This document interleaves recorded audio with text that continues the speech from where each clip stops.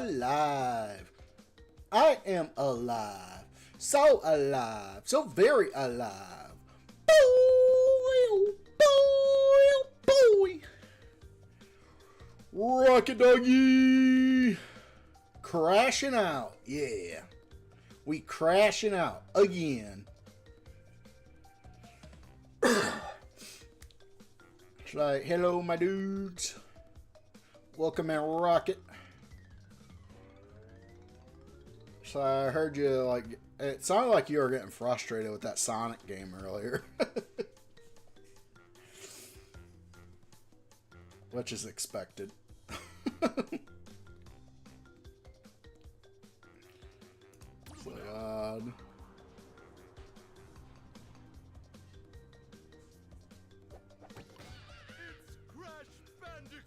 It's Crash Bandicoot. It's Crash Bandicoot 2. Oh my god. Oh my god.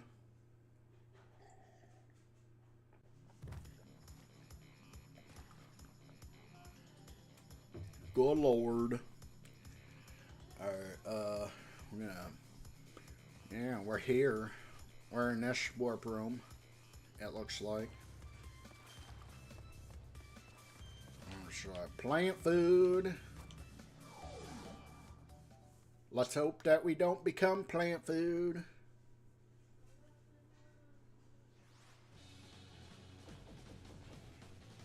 Should I, good lord? That was like, that was some timing though. I was like, you know what? I think I'm gonna start up a stream. And like 2 seconds later, I hear you signing off. I'm like, oh shit.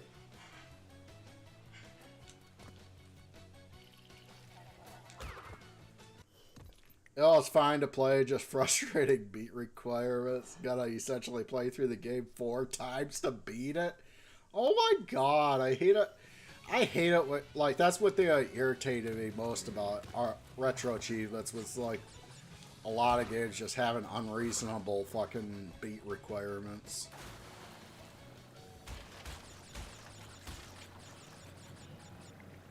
It's like, you gotta play through the game so many times, even though you technically already beat it the first time.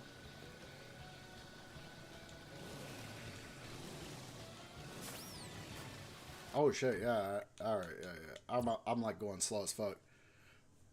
Always all the characters, all the difficulty, right?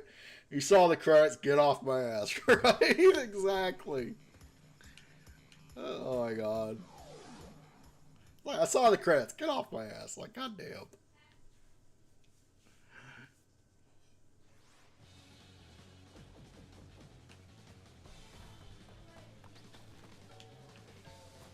Alright, I gotta speed through this. And we need to try to keep the Yaku masks. So we're gonna need those.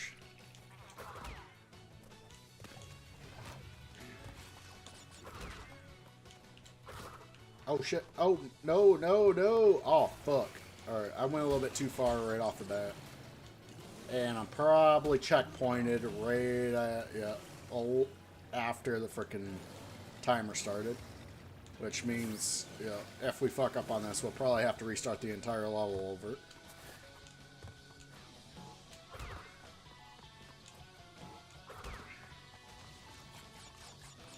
Child gold.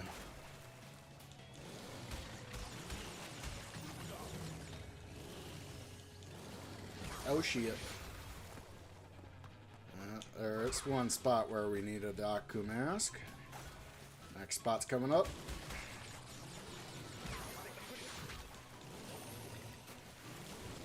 Alright. Oh shit. Oh shit. I got it! I got the gem!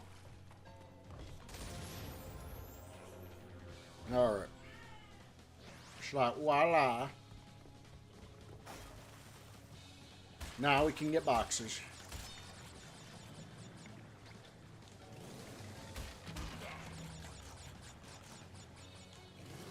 I was like, you know what? I haven't done Crash 2 in a little bit, so we'll do some Crash 2.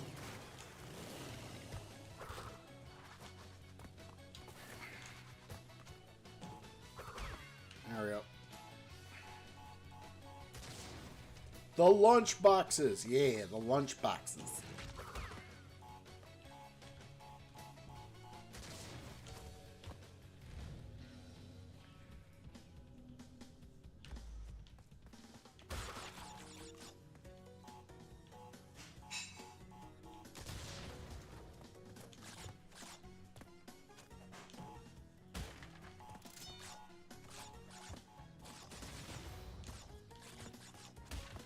Boop, boop, boop, boop, boop, boop, boop, boop, boop, boop.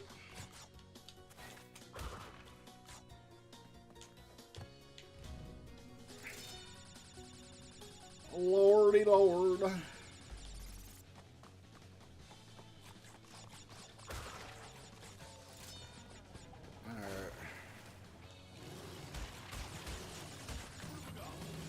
Oh shit. Oh, I got that one in a chance. 1 million in a chance. Frickin' dodge.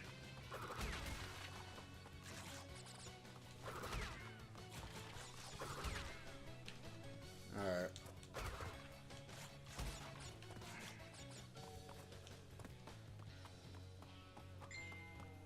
So, oh shit.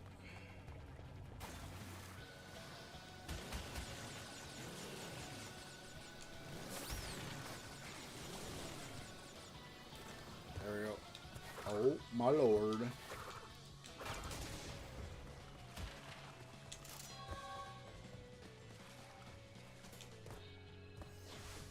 And out we go.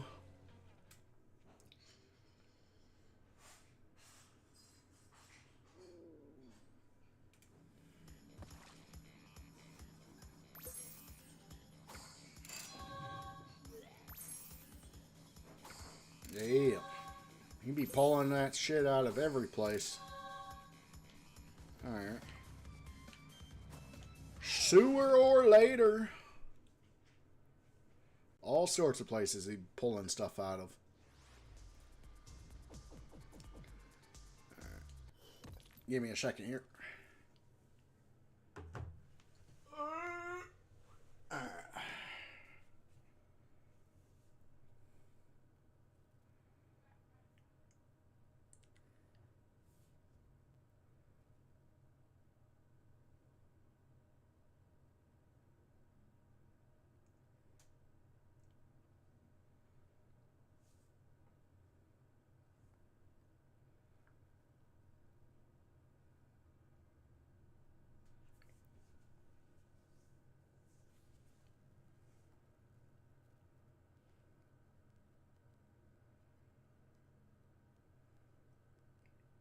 Dude, come on.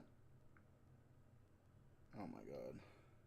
Freaking phone jack, Facebook's acting up. There it goes. Alright.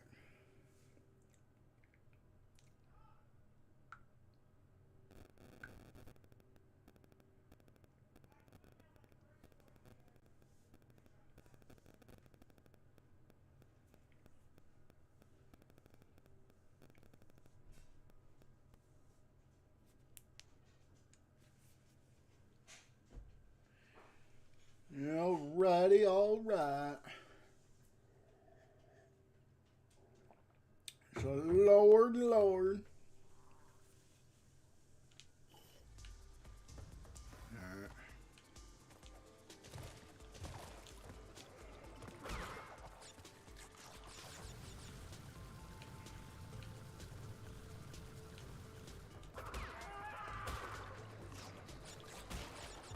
There we go.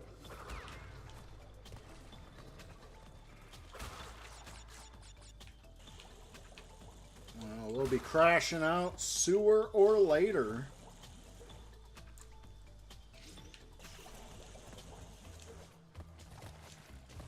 Alright. Oh shit.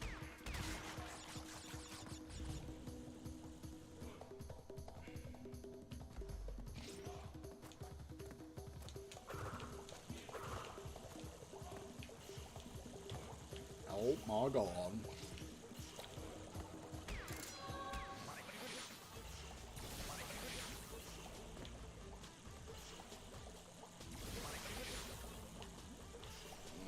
boy. There we go.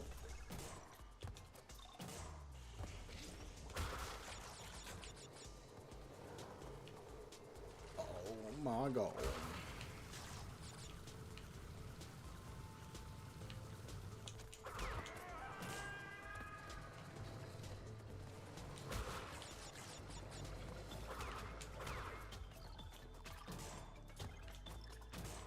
There's so many death traps, man.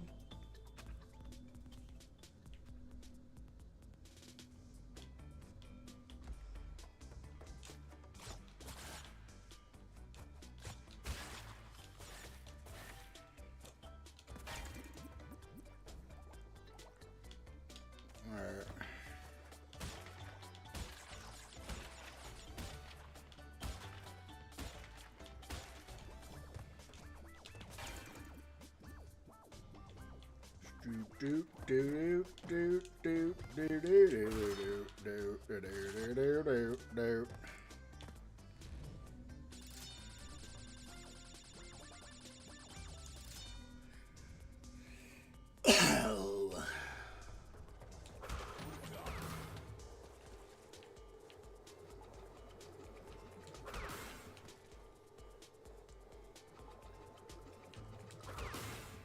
Oh yeah.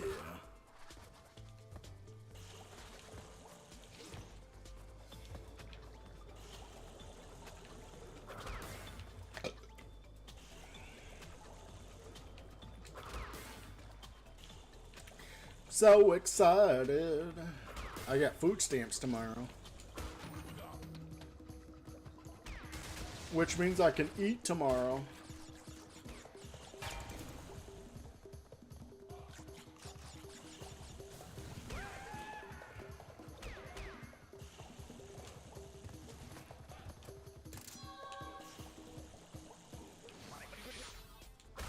Alright.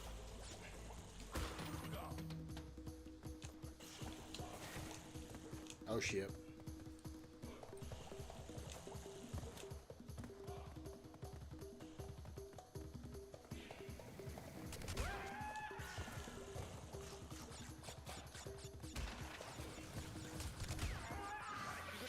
Should I? Oh shit.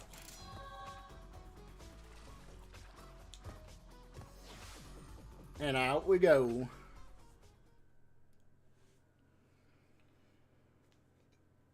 Oh boy.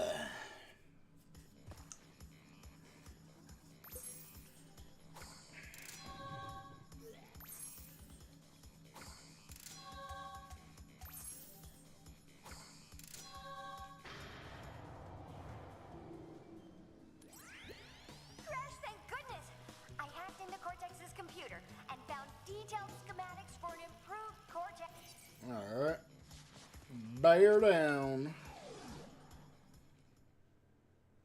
Let's bear down, guys. Bear down.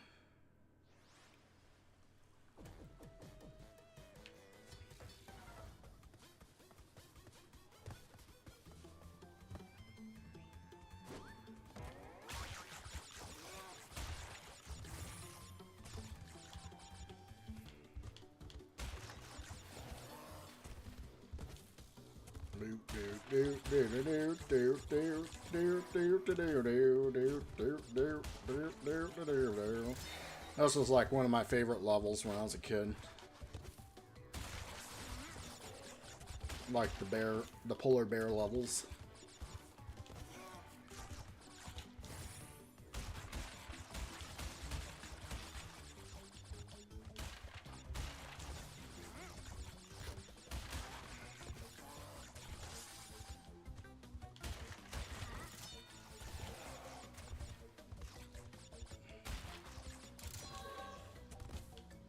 Good lord. God, I realized something. I need to stop caring what frickin' people think about me not being in a relationship with anybody. It's like, in reality, I have never cared for actually getting in a relationship with anyone.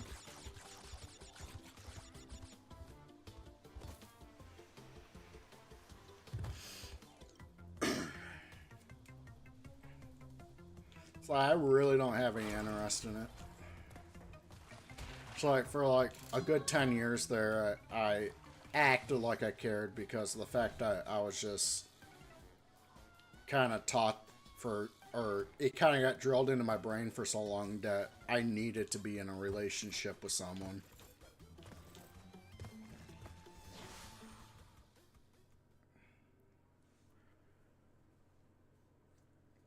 And it was like fucking past few years just maybe like really just feel like, you know, like fuck that. It's like I'll just do what I feel like, which is I don't want like not being in one, you know.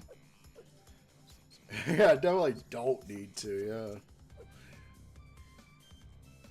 And it's like it's so weird because like when it's like, oh my god, like majority of people I tell that to that I am not interested in a relationship with, like they act so fucking defensive about it. If you're happy by yourself, that's great. Yeah, exactly. And the most common response I ever have is, "Oh, you just haven't met the right person." It's like, no, I really it's not that. It's really I just don't fucking give a shit about that. It's like leave me the fuck alone about it, man.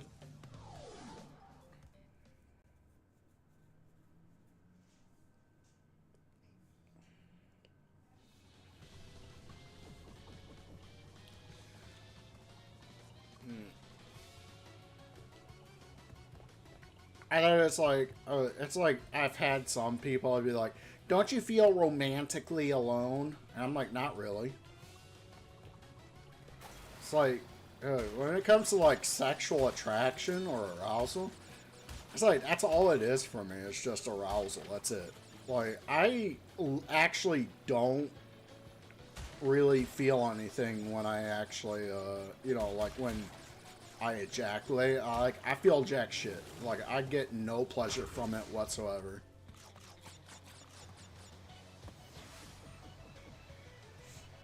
Which I found out recently is probably due to like I guess like misplaced like hormones in my body.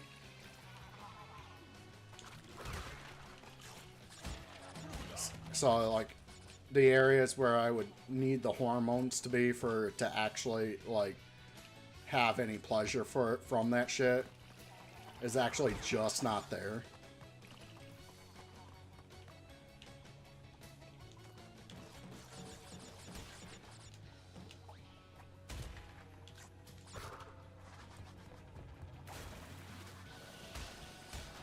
It, to be honest, it feels a little bit frustrating because it's like,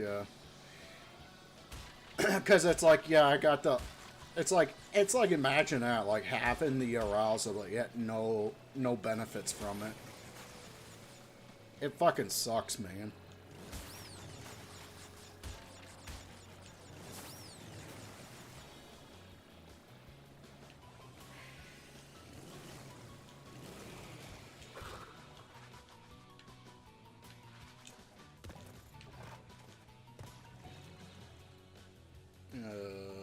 Wait.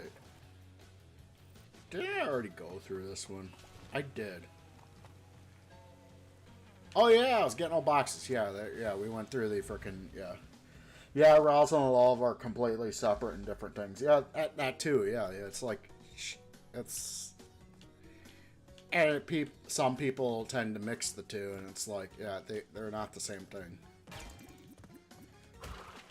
I mean, yeah, freaking arousal can add to it, but it's like generally, yeah, it's not the same thing. It can definitely add to the attraction towards a person, but yeah.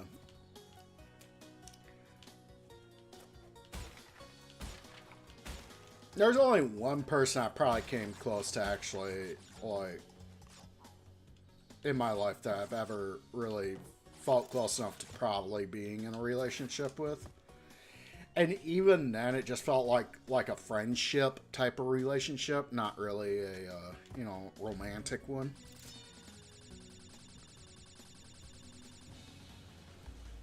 They just felt like as if they probably would have been my best friend if we did actually, you know, like really get into like some type of relationship.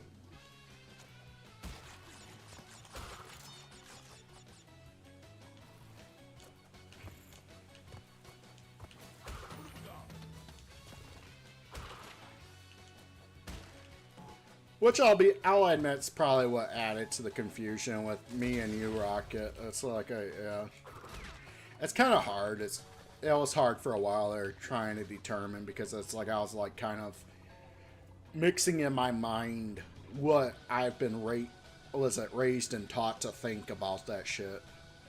With like how and on top of the fact, just never actually feeling that like romantic love towards somebody.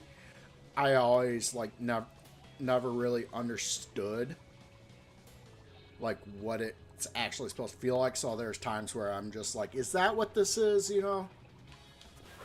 And it probably, most likely it probably isn't, you know. And it's just like generally just feeling strongly about person being a friend towards me.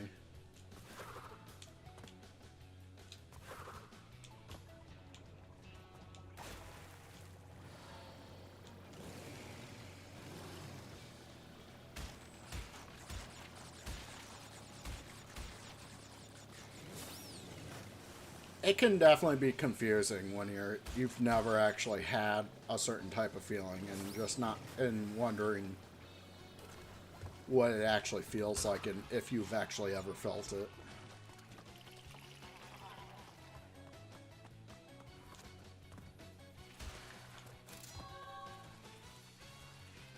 And there's not really anybody that can help you determine what it is.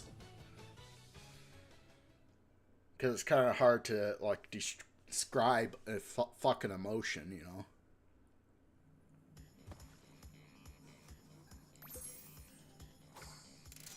Like, therapists can help you try to, you know, figure out what it is, but generally they're not going to be able to tell you, because it's like only you really know exactly how it feels.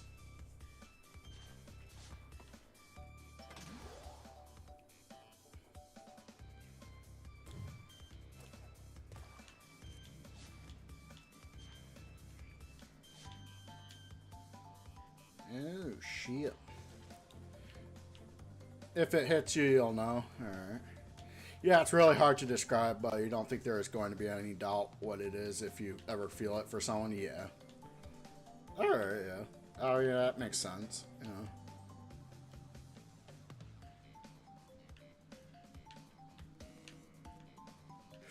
But, yeah, it's like... thinking about it, it's like spending the past, like, fucking 16... almost 16 years just... as an adult. And... yeah, I should say, like, ever since puberty, so probably more than that. It's like past frickin' 20 years. 20 plus years. It's like I just never ever having that type of feeling towards anybody. It's just like, gave me the realization, it's like, yeah, I most likely just really don't have the capability to be in a romantic relationship with anyone.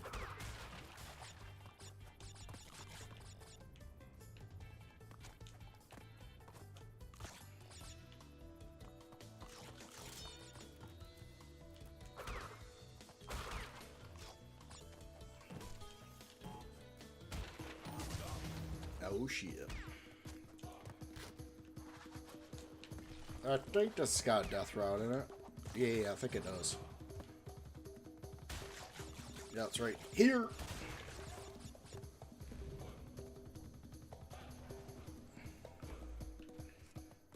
But, yeah. I do apologize for bothering with you that like months ago. But yeah. I was just a bit confused. It's just I've never had... I feel like I've never had as good of a friend as you before, so it just kind of confused me a bit.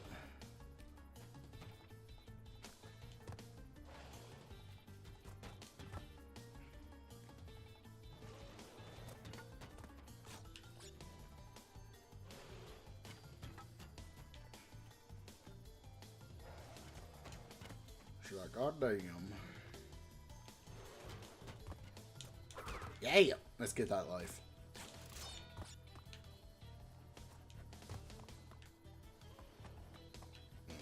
It can definitely be confusing, especially at moments like that. It's like when you actually meet somebody that you have felt the strongest about ever. Can get a little confusing because then it's like, oh, what is this really? I've never felt this much about somebody before. I'm confused. You know.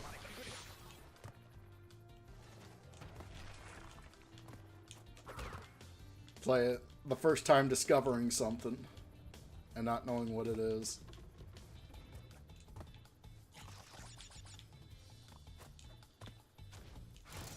Alright.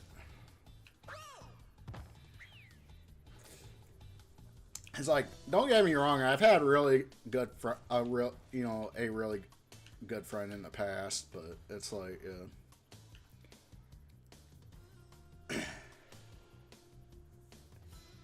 when you felt it was like seeing colors for the first time in your life, it was extremely life-changing, or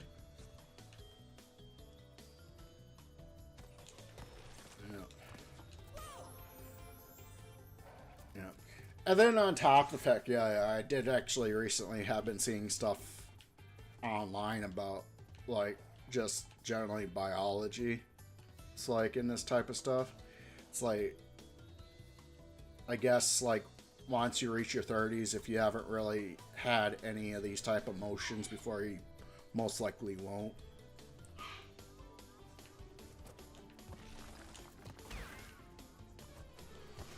It's like, reaching 30 is like a deadline for a lot of stuff.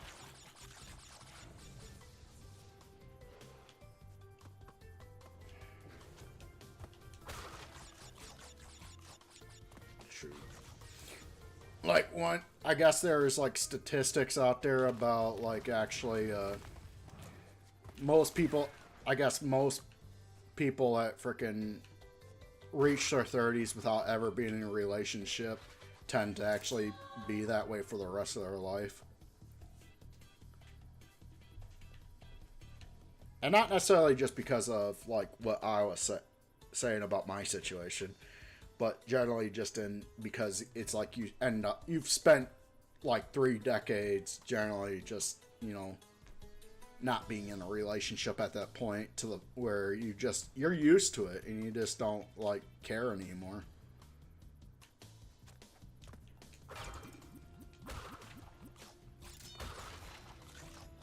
It's like you get, spend so long in that state that you're just like, yep, no, I'm good. At this point, I'm pretty content with where I'm at.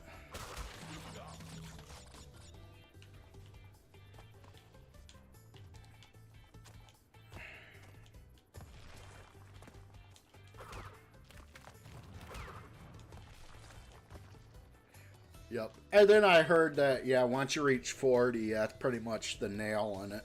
The final nail of, where your life is leading.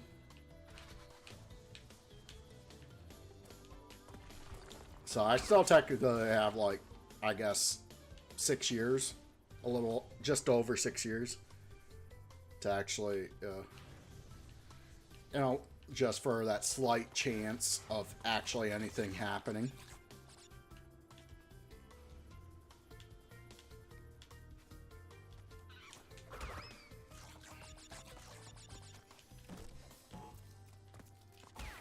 The older you get, the less you care, yeah. Oh, yeah, with anything, yeah. Just with anything in general, yeah. The older you get, the less you care about shit. Shoot. And it also, I notice that it does tend to happen with other areas, too. It's like, even like with having kids, I've heard so often, it's like, yeah, it's like the first kid you have, like you overly care about, like, how you take care of your kid to the point where, the kid is just like ends up growing up to like be a brat and just hating you or some shit like that. Although it did not happen with my older sister. She actually turned out pretty good, but Just cause just the difference, a big difference of way they were treated versus like the younger kids.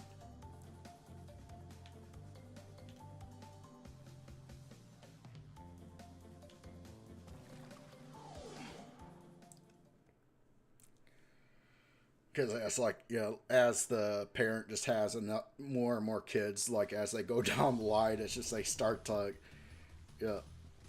they care about how freaking they handle things just starts going out the window. It's like they technically still love their kid and want the best for them, but it's like at the same time, it's like, yeah. So.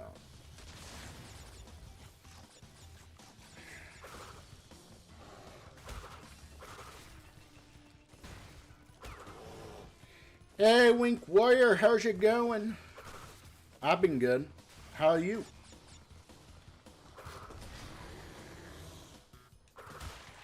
We're just crashing out with some Crash Bandicoot. Slide lowerly lowered.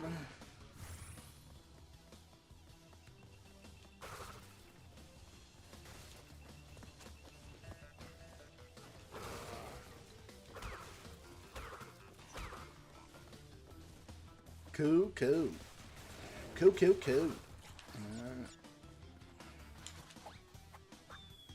You've been great. Nice.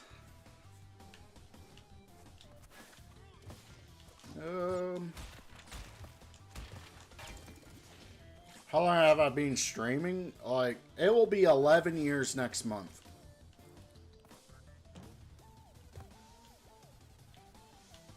Technically, my YouTube channel is freaking younger than that, but it's only because I've had multiple YouTube channels.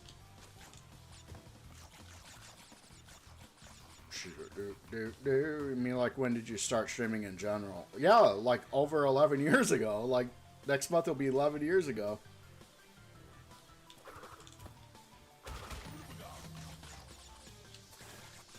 I started on YouTube streaming off of PS4.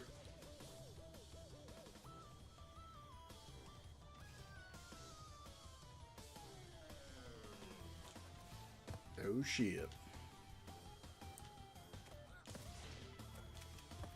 Veteran streamer, right? And yet still fucking like not known at all whatsoever. Somehow.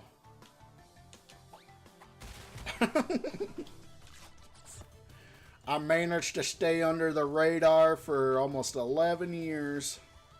Which types of games do you mostly play? Lately, I've been mostly playing just Crash and Spyro.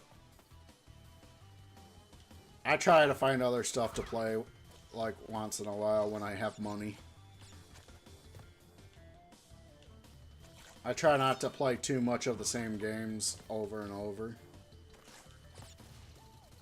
Which makes it a little bit harder because of, it's like, But the only games I play over and over is Crash and Spyro. That's what I stick to for that. You mostly play story-based games like The Witcher 3, Red Dead Redemption 2, Last of Us, and God of War. Yeah, I love God of War. Shoot, I probably would stream the 2018 God of War if I would be able to, run it while streaming, but I can't. I could technically play on the computer, but I can't play it while streaming. Like my computer, just streaming it sets it just over the edge. So you can't play any games because you're busy with your client's project. All right.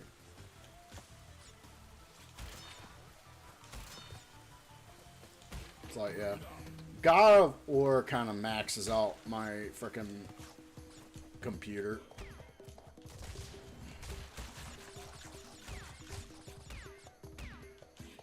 So it's like, booting up the streaming software just kind of really freaking is just like, nope, now the game's not run.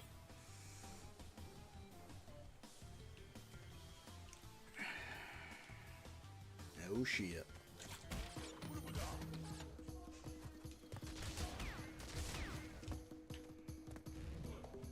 But did you make this PNG by yourself or did you commission for it? I actually, Rocket Doggy, the other person in chat, actually paid for artists to do it for me.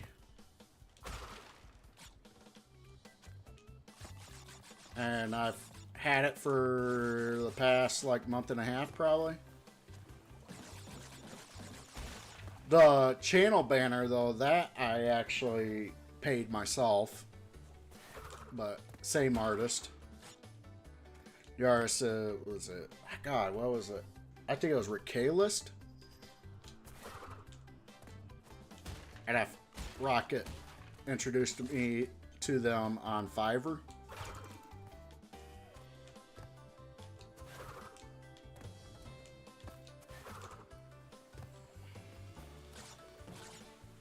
Gotta thank my good friend Rocket Doggy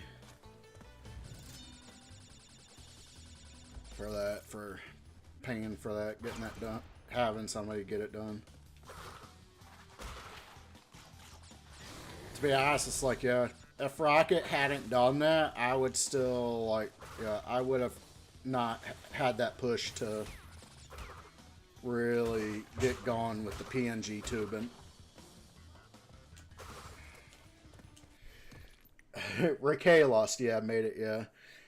If it was a VTuber model, chat would probably go nuts with the expressions. Also, I feel like your character would look awesome moving around. Yeah, but at the same time, my computer, yeah, isn't powerful enough to actually run VTubing software. It's like, it takes up quite a bit of resources from what I've noticed.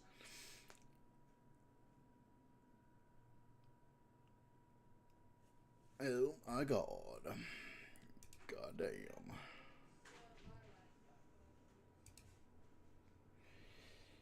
Doop. Yep.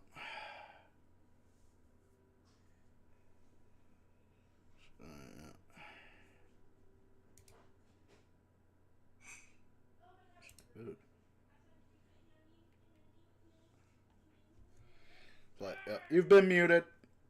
I don't allow people just coming in and self-promoting themselves.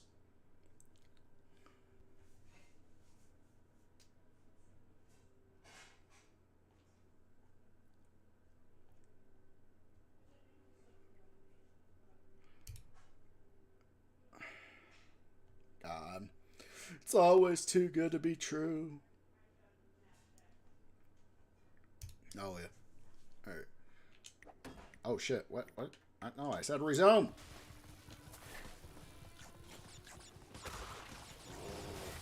Oh, shit. Here we go.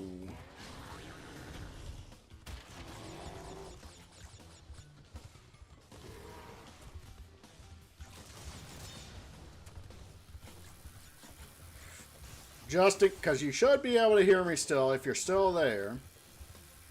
There is other ways to actually advertise commissions. One of which is actually going to Fiverr.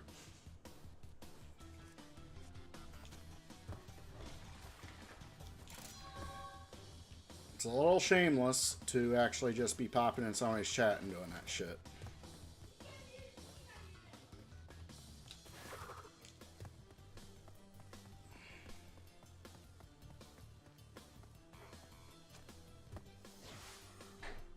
There's definitely more respectful ways to do it.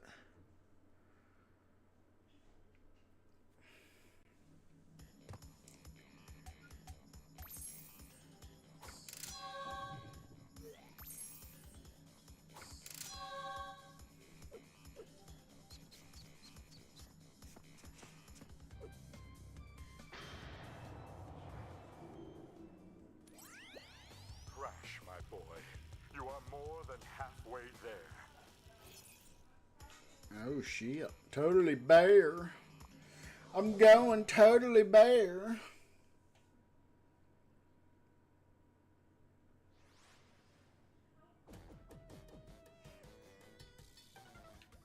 Alright.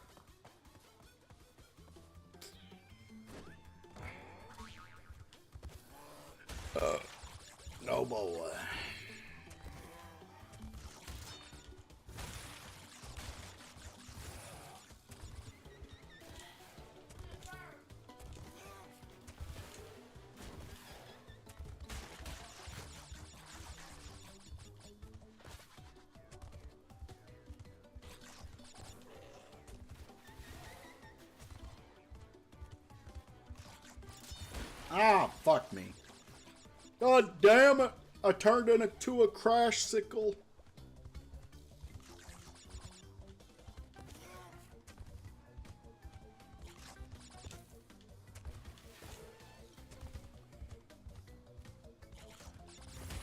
Oh, god damn it.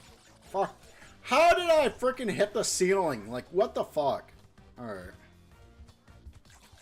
This is the time when we crash out now. It's always this level. It's like, now we really crashing out.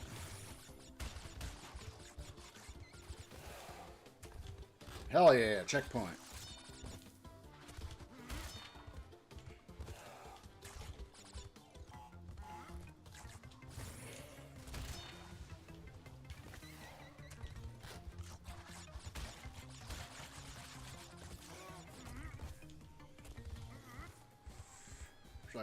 Wouldn't be a crash stream otherwise, right?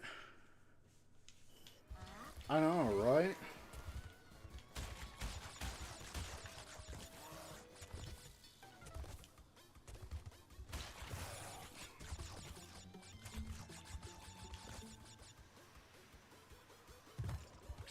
Oh, baby.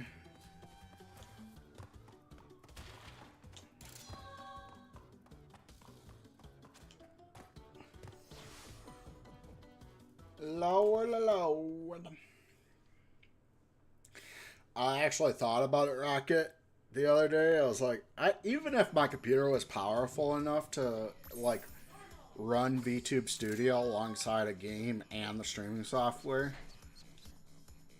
I still probably, it probably wouldn't work well with me because of my uncontrollable facial contortions. Or facial expressions, yeah.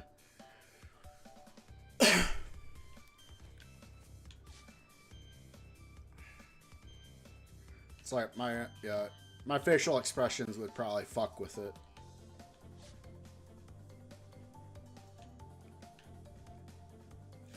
Totally bare.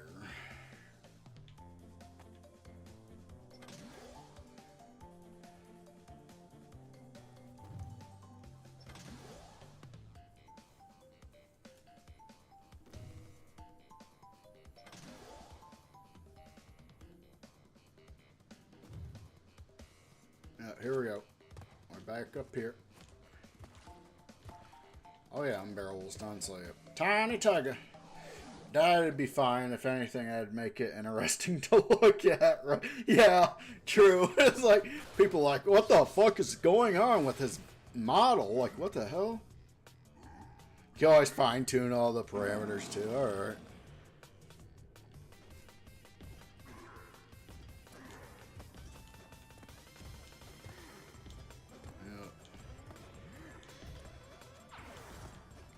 Oh, shit.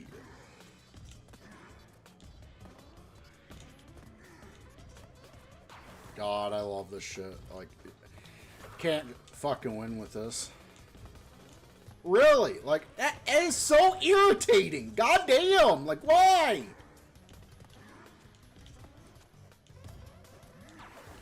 Like, every time, like, yeah, watch. It's gonna do it again. Yup. Just as soon as he goes to fucking fall off, they place a goddamn fucking platform there for him. I didn't even jump over there, and he fucking, oh my god. I hate it fucking, like, moment, like runs like this with it tiny. It just pisses me off. You've done a lot of tuning while you've been using yours before you got to good spot with it. When you started, you just looked so sad all the time. Oh my god. That actually makes me even more not want to bother with it, because I don't really want to stress over shit like that. It's like, it's nice with the PNG, because it's like, yeah, I could just freaking, start up. Just throw in the images and fucking just be good. Put the images where they need to be, and I'm done. And also, of course, select the correct noise suppressor.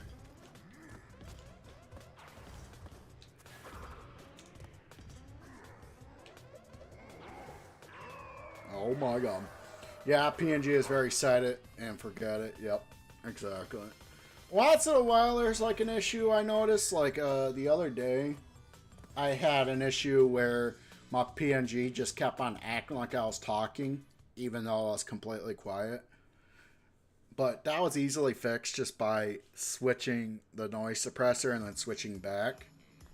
And then it just like, yeah, it quit doing it and it actually started working again properly.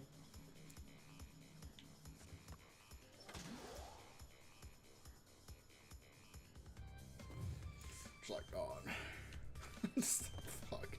It's like I said earlier, it's like, it's always too good to be true. Like, you get a new chatter and they seem pretty chatty, and it's like, oh, yeah, this is nice. I actually got somebody chatting up a storm in here, you know, keeping me company. And then they throw in that fucking self-promotion. It's like, oh my God. You know, you're only here to fucking sell shit. You're not here for me.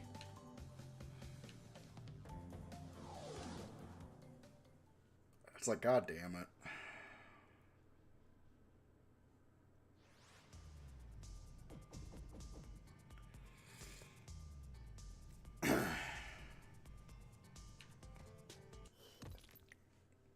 Yeah, it happens a ton. Yeah, I know. Yeah. I found that out real quick. Like, YouTube used to be like that. Like, it, or really bad like that. It's not as bad now. Like, that's the first, like, on this channel, that's the first time I've had somebody actually pop in trying that shit. Literally the first time on this channel. This specific YouTube channel. But, yeah, when I first started streaming, back, like, almost 11 years ago, back in 2015, it was like, yeah, oh my God. How's it going? It's going good. But I was like, back in like 2015, I found it happened quite a bit. There was a lot of people just popping and just freaking constantly trying to sell shit. And then there was like a lot of bots and stuff popping in too, and like doing the buys viewers type shit. But YouTube's gotten really good about it. Like, there's still people that get through the cracks, but it's like, you know, YouTube's usually really fucking good about it nowadays. Guess pngtubers get it a lot because artists want to try to get VTuber model work. Yeah, probably, yeah. I wouldn't doubt it. I used to be interested in VTubing, but the more I learned about VTubing and noticed, actually started watching more people doing VTubing, I realized more of how I don't want to do that. Just because it's like I'd really just like you said, just like to be able to set it and forget it, not really have to worry about like a whole lot of setting up.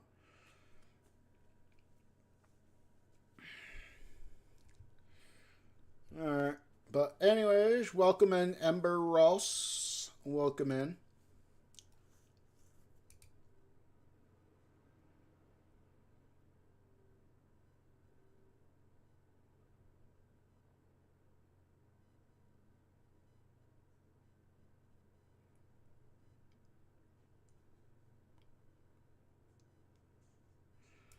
Alright, I think I am gonna go for a break. I'll be right back. Alright.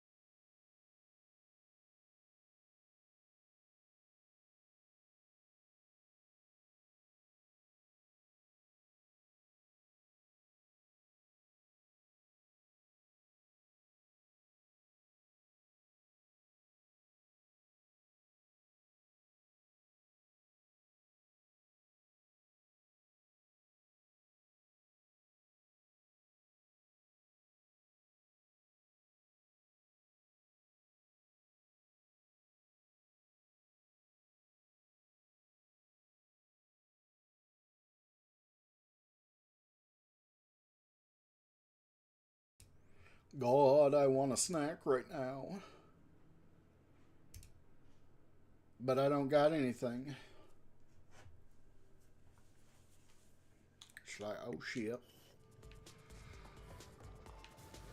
It's nice though. It's like now I'm living with my sister. I found out that I can actually shop at Aldi more, which is like half the price of going to any other store.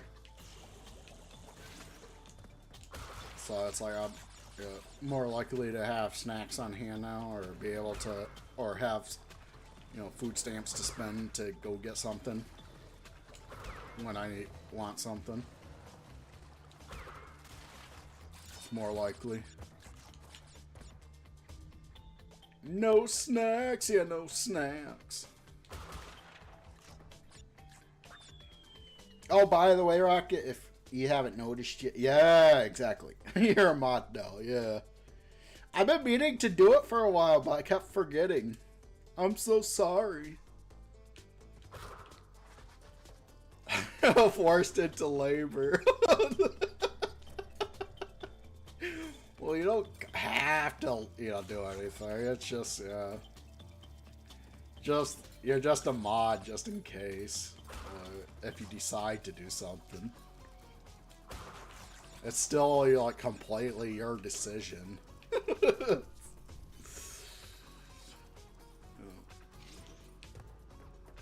Shoot.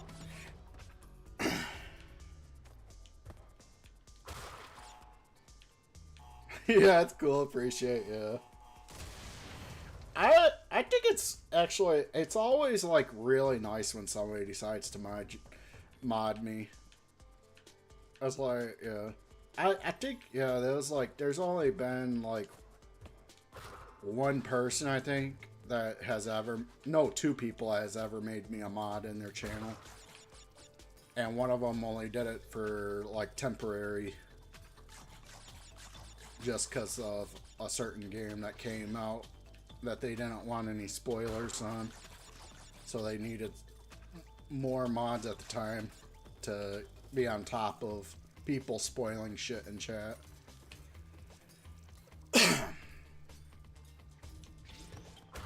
But when it has happened, it's always felt like an honor, man. It's like, yeah, because it's like, it does show a level of trust.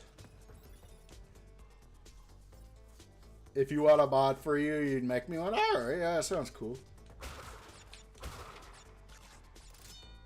Like just putting it on people. Oh, yeah. Me, it's like, I have never minded. It's just like, yeah. It's just, yeah, sorry, then I guess I should have asked first, but yeah. It's like, for me, it's like, it's always felt like, kind of like, oh, gee, thank you. Because this actually shows me how much you trust me, you know?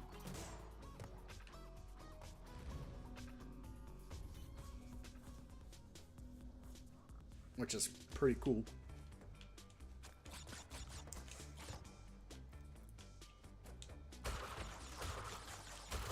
There was one person I was modding for in the past, and one person that actually modded me like for a permanent position.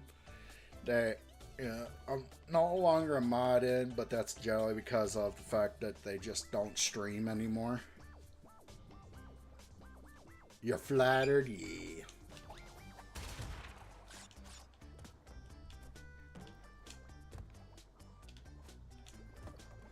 Oh shit.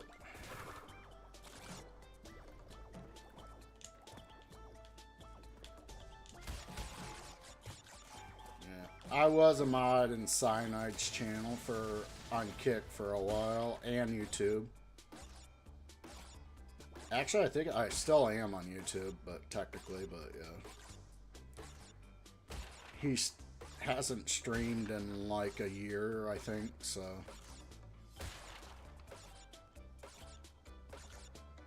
No, not a year. It's more like half a year, yeah. I think he stopped streaming just before we met, Rocket. That was like the last time he streamed.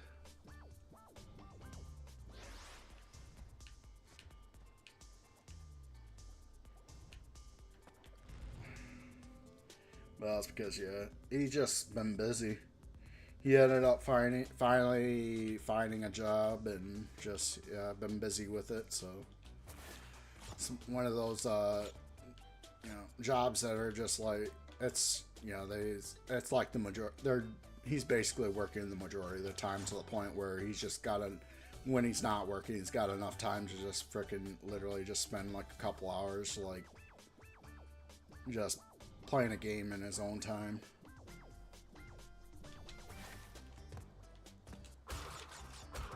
So it's like, yeah.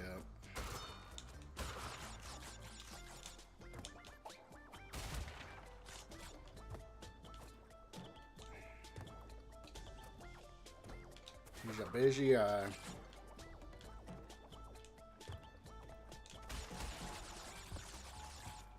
One, two, three, four, five.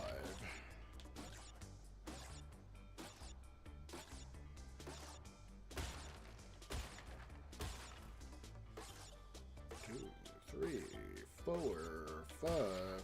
One, two, three, four, five. One, two, three, four, five. One, two, three, four, five. There we go. Sweet. Made it that time. Woo! Alright.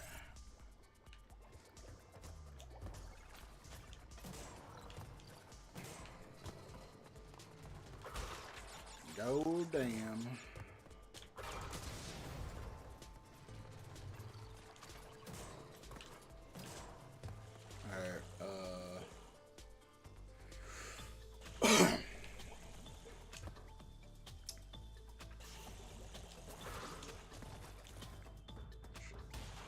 Got to jammy.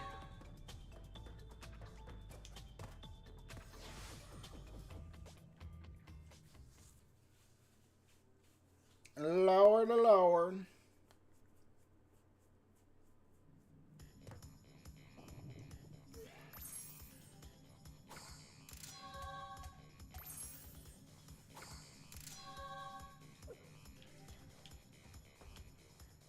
Oh, wait. Yep. We gotta go back into here because of a secret entrance into another level in the secret warp room. Alright.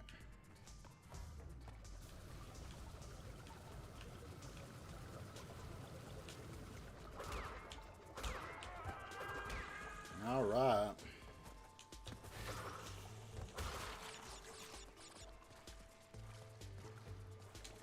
Got him. Alright. Got him. Alright. Got him. Alright. Oh, yeah. Oh, shit.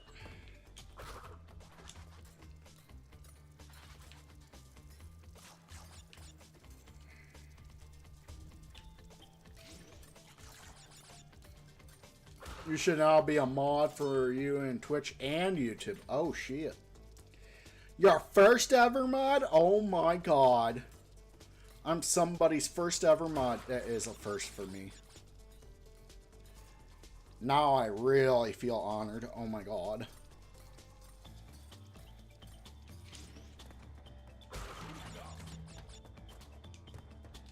There we go.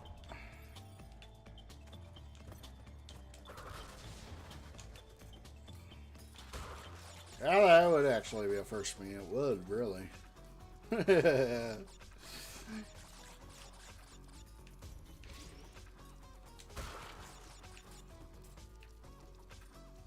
Nope, nope.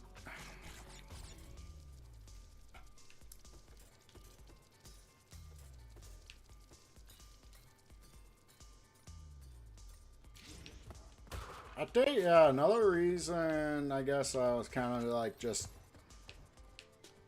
quick to just being like, yeah, I'll mod Rocket on YouTube because of the fact that, I mean, technically I already asked you about being a mod for my Twitch channel and I ended up making a mod for that. So I guess that's kind of what happened too. It's just like, kind of already figured you would be okay with it.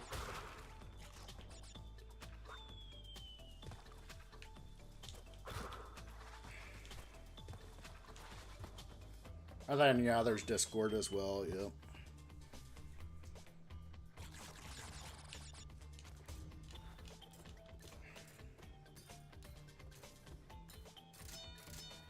Oh boy.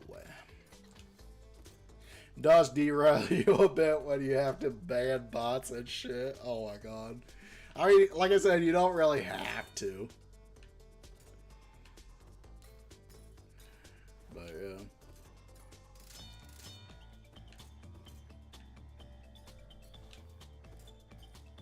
Oh shit. Oh, yeah, I don't know. Yeah, unless you're meaning like when you're streaming. Yeah, you meaning your streams. Yeah, it took me a second to realize that's what you're meaning. Yeah, yeah. As the streamer, it's like yeah, a little frustrating that you gotta have your attention taken away from other people's comments and freaking the game itself just to freaking ban somebody or time them out or some shit like that.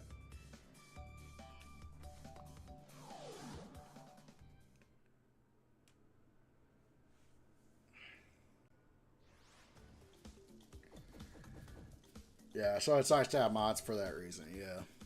It's like, technically, you could probably manage it on your own, but it's at the same time, it's just kind of, like you said, it derails you from the stream.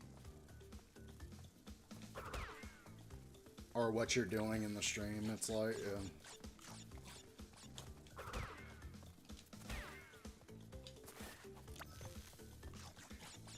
That's like, when it comes to mods, like, probably half of them are already generally focused on chat anyhow, so, like, because of them viewing, so it's like at that point they're already in the position to be able to frickin' just quickly get that shit over with.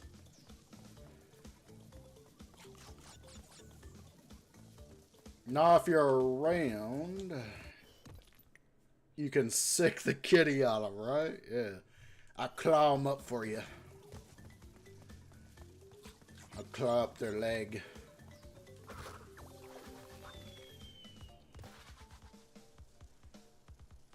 I'll use them as a scratching post.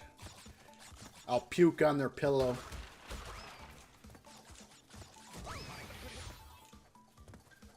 They'll get a taste of my fur balls.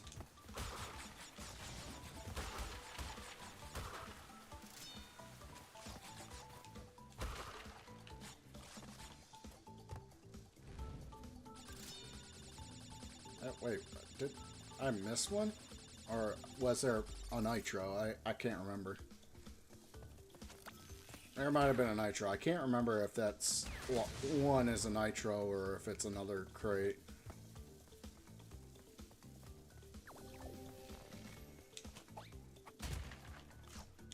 I feel like it was a nitro.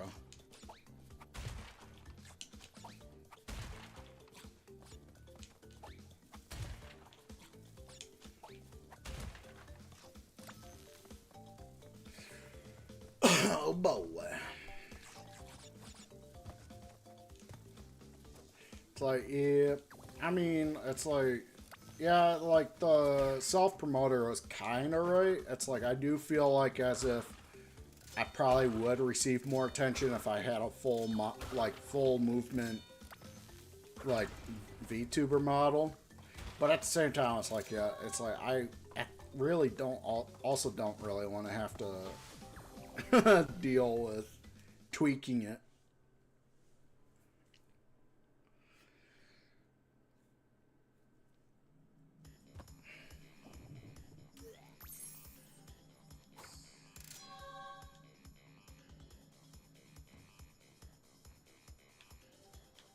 It's like, in reality, it's like I didn't want to like do VTubing or PNG tubing for the purpose of gaining attention.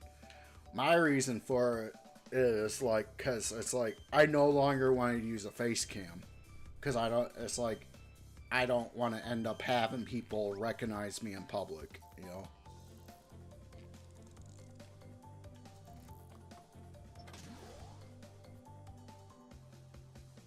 Which, isn't that like the same general reason for you, Rocket? Is like you just don't want people recognize you in public or something.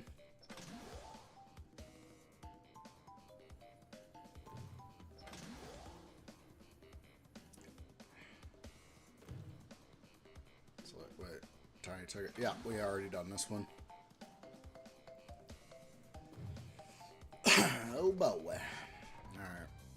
We're on to digging it. I could be wrong. I'm probably wrong. I wouldn't doubt it.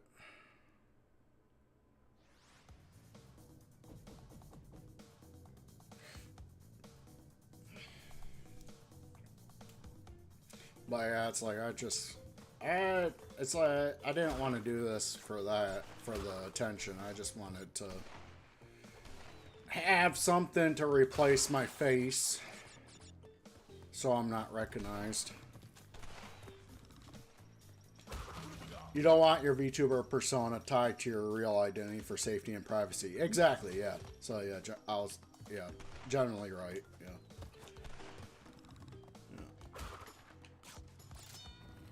And that's how it is with me. It's like I just, you know, for a while I've wanted to do it because it's like it's always been.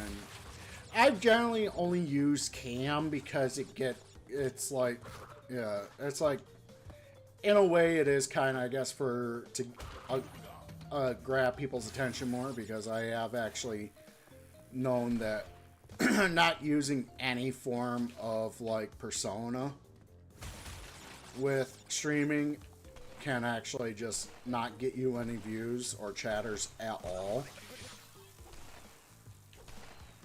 It's like, when you think about it, the people that actually tend to have chatters and viewers are people that are at least using some form of persona in their stream. Whether it's a PNG model or VTuber model or like a face cam. And I've even heard people in other people's chats talk about how they actually refuse to watch anybody that doesn't have any of those three things.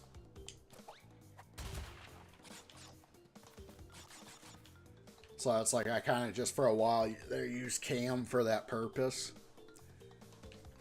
because I didn't know any artists or how to get a hold of any artists at the time.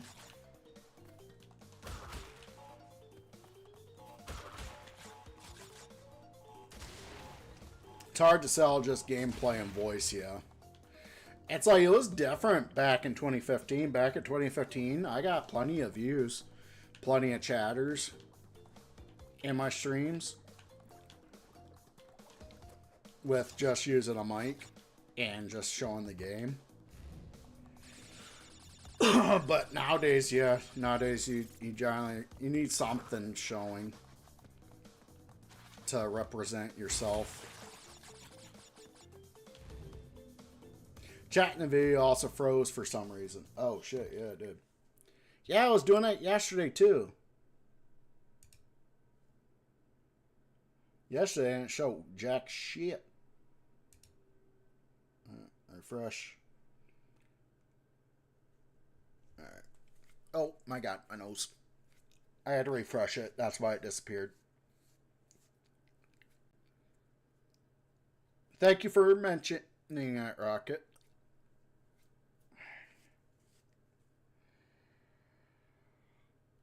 Yeah, it needs to be a personality for people to remember. Yeah.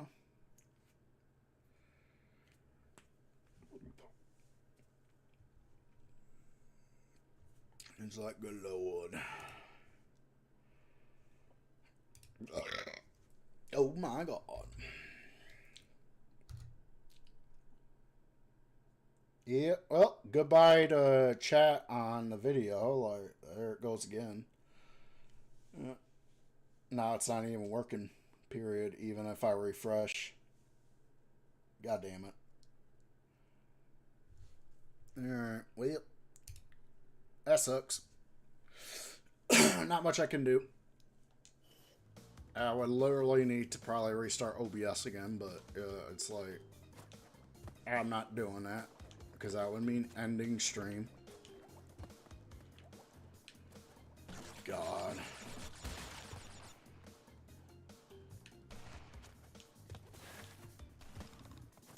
one reason why I like to use as many widgets, or as little widgets as possible.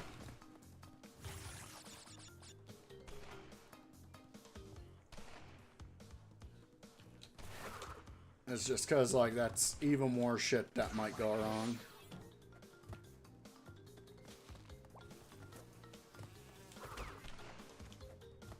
Oh my god.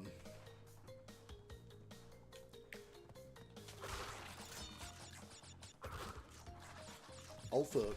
Oh fuck. Oh fuck. No! I died. You still there, Rocket?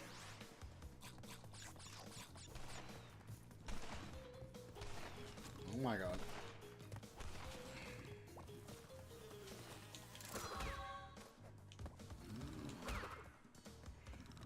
Yeah, you're here. Oh, thank God. First, like, the fact that you weren't responding for a little bit there, it's like it kind of made me worried that freaking something was going wrong with YouTube. I'm like, no, we lost Rocket. Alright, I could just go back now. Oh shit, almost slipped.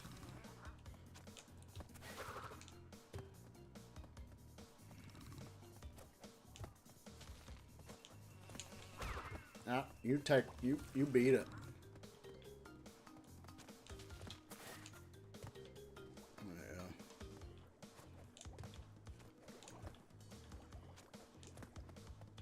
Yeah. Yeah.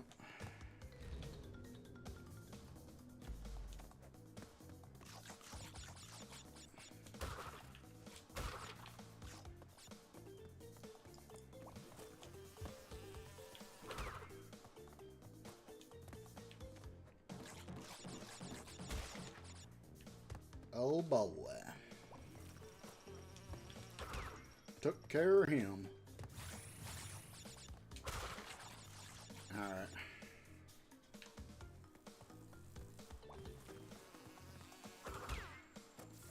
Oh shit. Got it? Alright.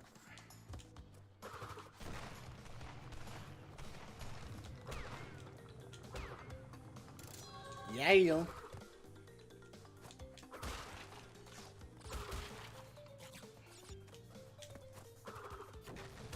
God, I love the barrel mechanic in these levels, man. I feel like they should have utilized the burrowing a little bit more, though, just a tad bit.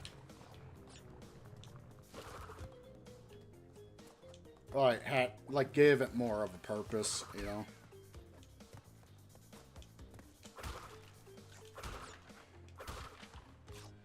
I mean, yeah, still though, like to the extent that it is used, it's like it's still fun.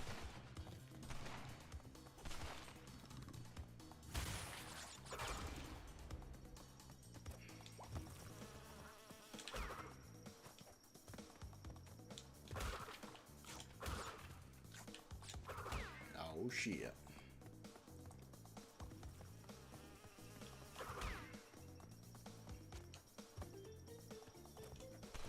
Fuck.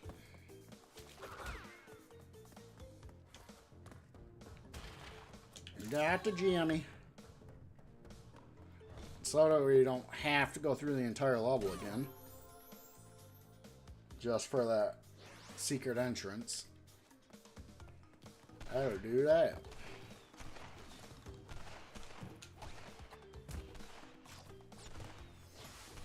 Voila. Yeah, it's like the chat widget's been acting up for the past day, 24 hours. Sorry, I was doing it last night as well. Although it's like, yeah, it's like last night it was worse, so it was like, it wasn't working at all, period, ever, throughout the stream. So at least we went an hour and a half almost with using it, so. Road to ruin.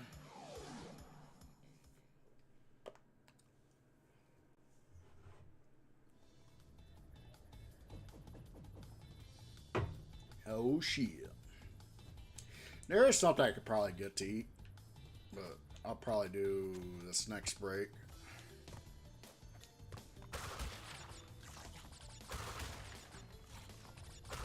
Get some tuna and crackers.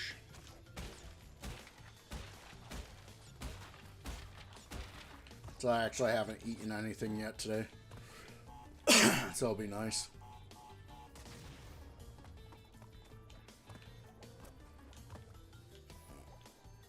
Yep. I won't say what generally I've been researching, but it's like I actually found out that there's a reason for a lot of shit that's happening with the like my whole life. Which is kind of connected to the thing I was mentioning before with the lack of certain things that I, like the lack of pleasure and shit from certain things. It's like, has to do with that, but generally it's like, I guess also it's like one of the other things that come with the type of shit that's probably going on with my body is also like, always feeling like hungry. Like, I'm able to manage it. Like, I gotta literally fucking, like, kind of, like, I can't just go by, oh, am I full or not? Because I actually never feel full. Like, I could feel stuffed to the point, like, where, like, you know, where my stomach's hurting because there's so much, I've eaten so much, but it's like, the general, like, feeling from fullness I've never ever felt. Just hunger.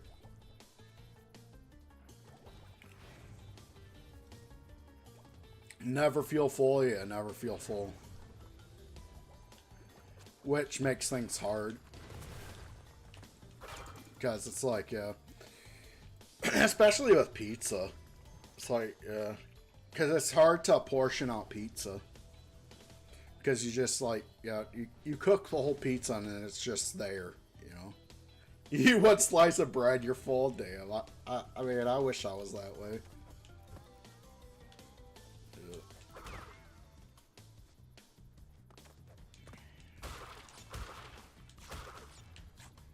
It's like pizza is really hard because it's like you got the whole thing cooked and it's just it's gone. While with like have to prepare stuff like frozen food, which I generally eat mostly is frozen food, that's easy to portion out for myself without like getting tempted to try to, you know, fill in that hunger with it by like, because it's like I actually got to go through steps to actually heat up the stuff, you know, so. And it generally stays in the freezer, and there's a way of easily storing it in the freezer, so it's like it's out of sight, out of mind. Gotta cut it up and portion it before eating, yeah. It's like odd. Pizza, you can't really fucking just heat up only the amount that you need. It's like you gotta cook the whole thing in one go.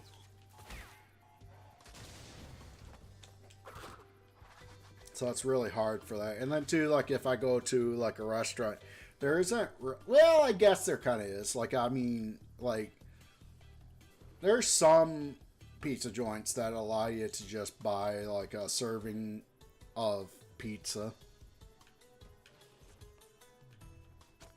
I know one I used to go to for that was Jets, which was like next door to where I worked. So it was like convenient too, on top of the fact. There was times where I would just, on my lunch break, I would just go over to Jet's Pizza and get, like, a combo.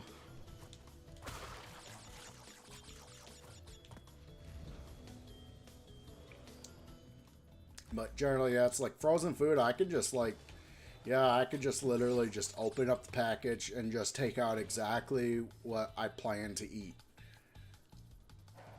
And then heat it up, eat it, and then it'll be out of sight, out of mind. And I'm just like, able to ignore the feeling of hunger at that point.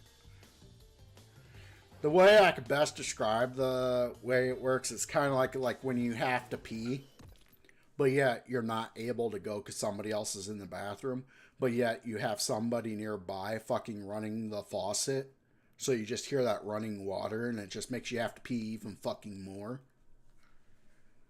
So if it's like I got food just like directly in front of my face, or if it's like somebody sitting there just constantly talking about food, it's like it makes that hunger even greater.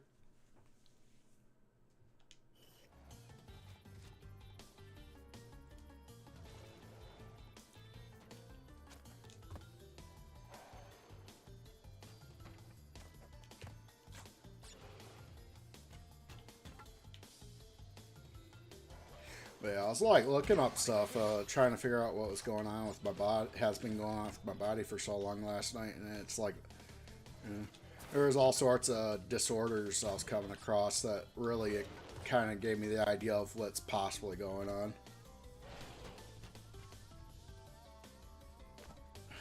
Boogers, poo-poo, pee-pee, right?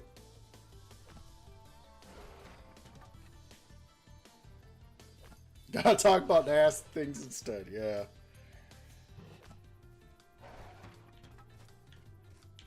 Just talk about the most unappetizing things ever. God.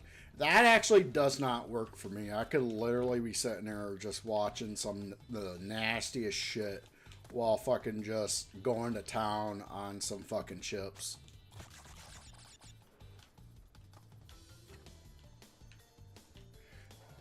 That's another thing I struggle with a little bit is like, yeah, getting a big old bag of chips. Shoot. It's like I actually gotta fucking stop myself.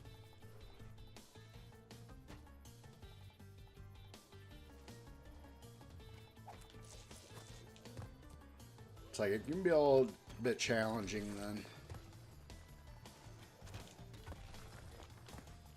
Because it's like, well, yeah, I could just like pull out exactly what I plan to eat with the chips. It's like, problem is, it's like it's too tempting to just have the bag right there with you while you're fucking munching on them, you know?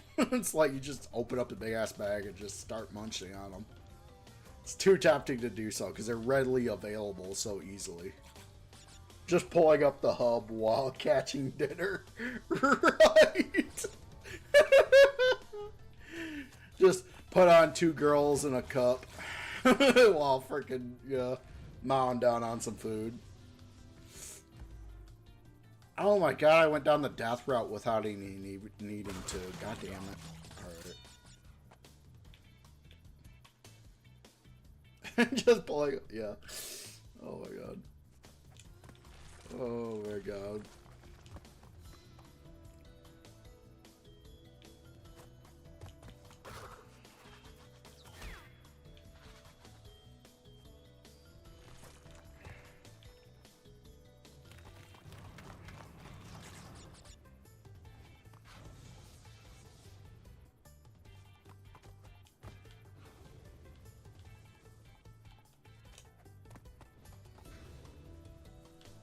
Like a lord.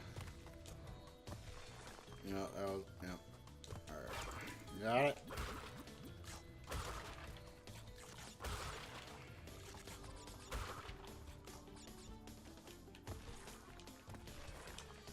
Alright.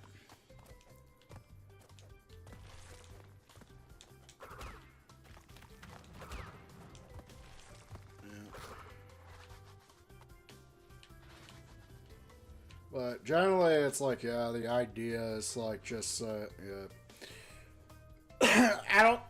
I can't really say exactly what syndrome or disorder that I would have, but the general idea is probably that I got freaking, you know, so my DNA is just not in places that it should be in.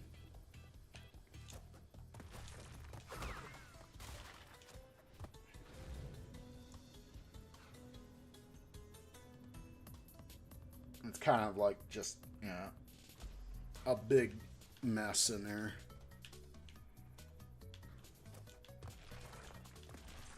At first, I thought, like, I caught on to something for a second there, like, at first. That I was like, oh shit, this really sounds like exactly what I've been dealing with for the past, my whole life. Just to, like, I decided to ended up just watching some YouTube videos about it, and it was like seeing what people say about what it's like to actually live with it, and just to find out, no, if it was that, I would not have been able to at all manage it on my own. I would literally have to be in some type of group home or assisted living for where somebody's got the food locked up and shit, because I would not be able to control myself, period. I would literally be acting like a starving animal.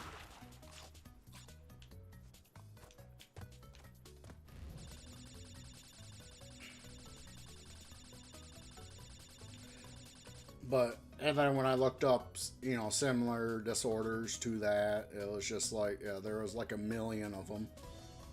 So I was like, yeah, nope, we're done there. I was like, yeah, there's no way I'm gonna be able to just figure shit out that way. But at least it, you know, kind of like gave me an idea of the general idea of what's probably going on with my body. And as far as I could tell, it's like, yeah, there's not really much I can do at this point in my life with whatever it is, besides what I'm already doing. It's like, if I were to go to a doctor to get some type of diagnosis, that's literally all it would be for, is a diagnosis and a bill. A medical bill with a diagnosis, that's it. Like, they'd just be like, yeah, there's jack shit we could do for you.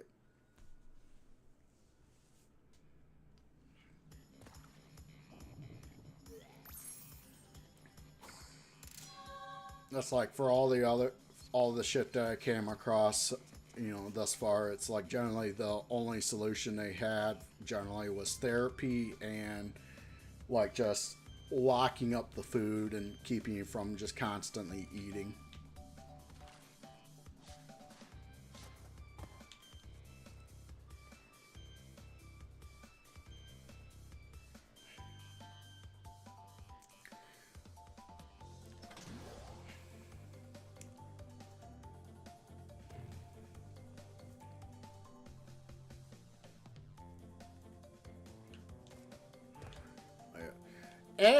Yeah, it's like, I was like, yeah, that's right, yeah.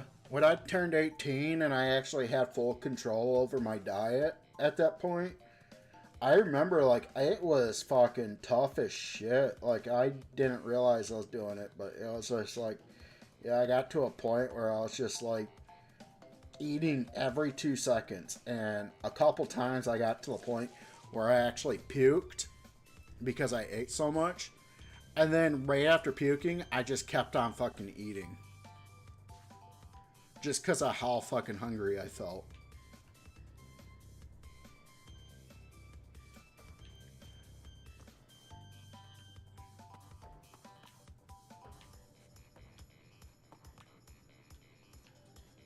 And I was like, I guess after a couple times of that happen, yeah, it sounds like some sort of eating disorder, yeah.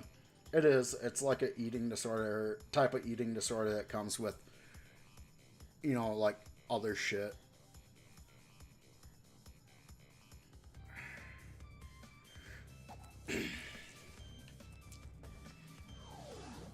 But yeah, it's like I was like, after the couple times of that happening, I end up catching on, and I was like, all right, I need to try to portion myself, you know.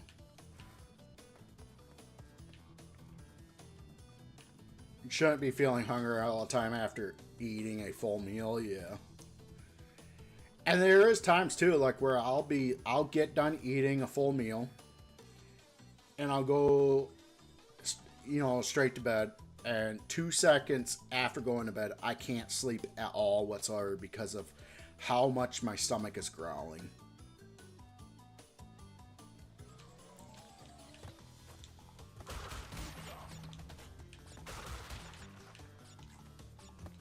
It's not very often, but yeah, there's times where it gets like that.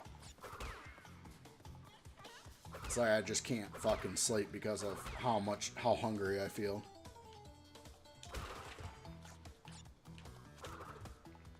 Like, it's like, yeah, it would make sense for somebody that's got like a super high metabolism, I guess, but at the same time, they wouldn't be fucking overweight like I am, you know?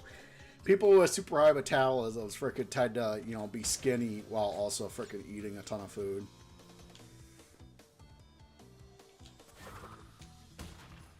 Just because their body's burning through shit like the Flash.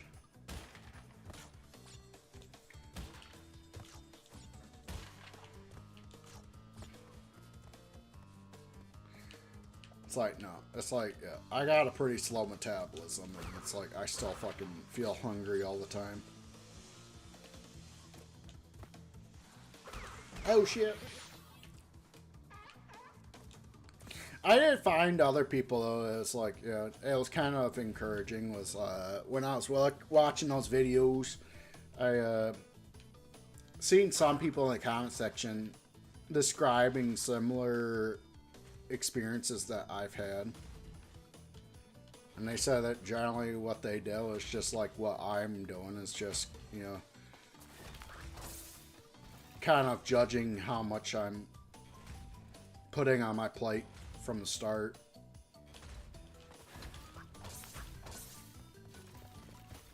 Can't really go by how my stomach feels, gotta just, you know, watch how much I put on my plate to begin with, because most likely what's on my plate is gonna, or almost definitely what's put on my plate is getting eaten, so therefore it's just, I gotta generally be careful with how much I put on that plate.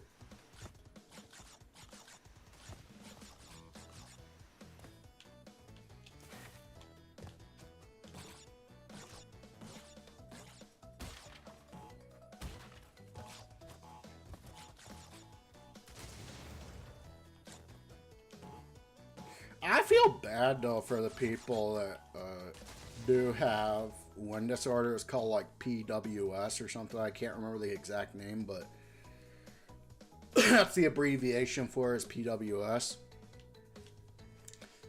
Because that was the one I was talking about, where it's like the, yeah, the people that have that like generally gotta freaking be on 24-hour supervision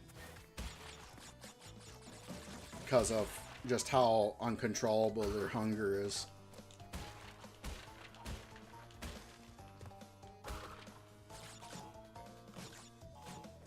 And it's like, I feel bad for them, because it's like, I was like, yeah, it's gotta be hard, you know, to always feel like you're literally starving.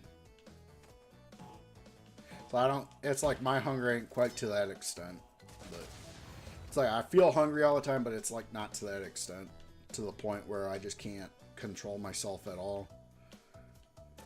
And then it's got to be hard on the people that's got to take care of them, you know, like it's just having to refuse them stuff when they're feeling like that. It was like, there was one mother of a child that I seen that was actually like, during the interview, the whole time talking about it, she just, you could tell she was on the edge of breaking down crying. Talking about how she had to, like, yeah, just on a regular, just have to battle with her daughter to keep her daughter from overeating. You know what it's like to be really hungry? It's a powerful feeling. If that never left, you can imagine how hard it is. Yeah. Exactly. I've had that too. It's like, yeah. That's how it's like, I know it's gotta suck. It's because, like, I've had a taste of it once in my life.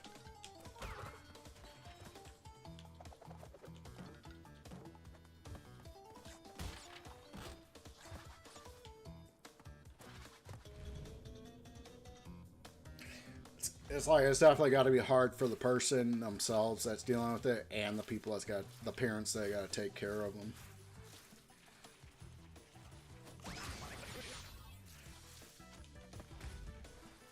But generally, it's like, yeah, it's like at this point in time, the reason why there's like literally not really anything that can be done for me, because I guess like the treatments that got to be done for this type of, like for these type of conditions, like if they were to happen, they generally need to happen while you're a child and your body's still growing.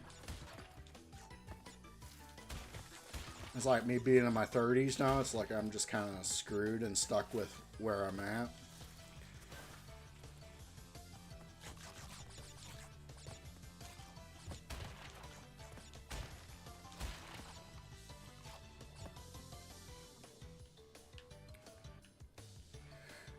It was kind of a little upsetting to realizing that, because I was like seeing like all, like actually thinking about all the symptoms combined. Every single one of them, I remember because my sister was a guardian of me at one point. So it's like both my mother and my sister, when I was a kid, when they each had their turn with, you know, being my guardian, had constantly tried to figure out just about every issue I had and what was going on. One of the things is actually I found out is actually like I realized as part of it too is like the tiredness. It's just it gets worse with age, I guess. So which would make sense because I reached 30, which is when things generally get worse. But yeah, it's like just the constant tiredness and shit, just being so tired. But that was one thing my sister constantly tried to figure out, like what was going on, because I was always passing out and shit.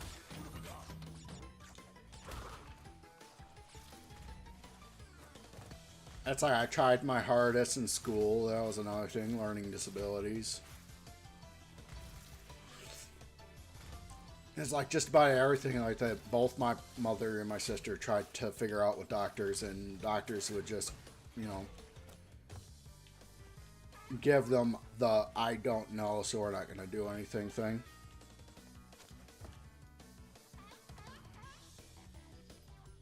And it's like that type of treatment with doctors is just kind of costs me shit.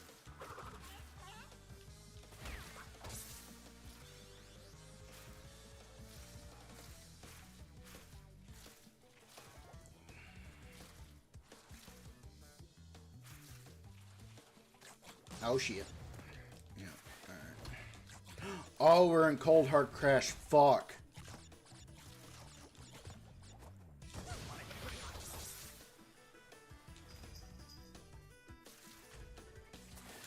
Now we're gonna get that first. Alright. Or let's get this first. I didn't realize what fucking level we were in.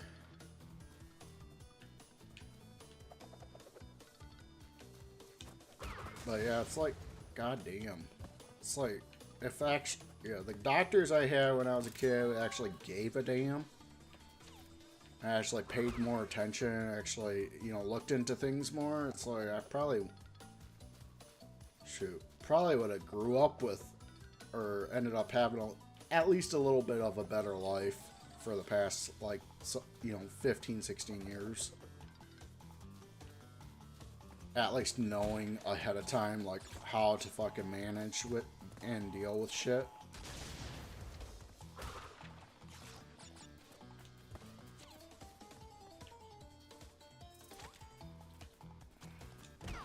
Could have had the proper, like, therapy and shit for a while.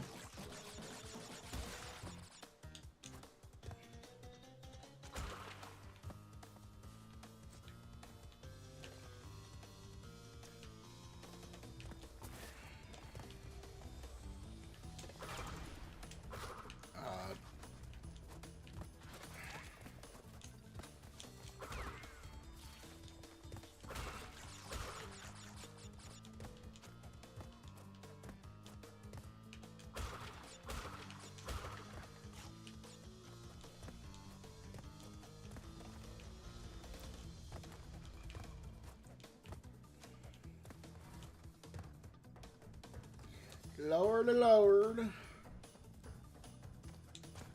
Alright. Well, we're out of here.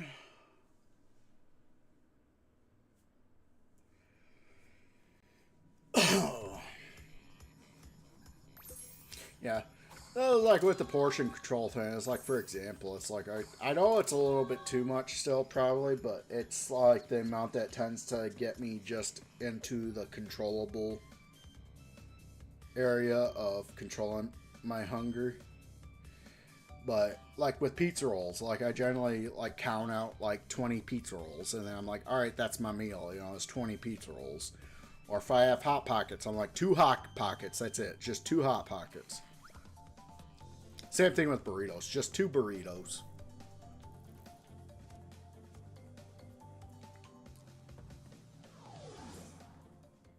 That's really easy. That's a lot easier too with like what is it, frozen food like that, that you can just count out an amount of.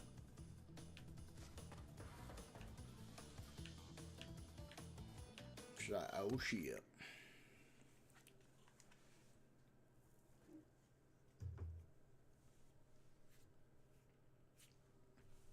All right. All right. Oh, I am actually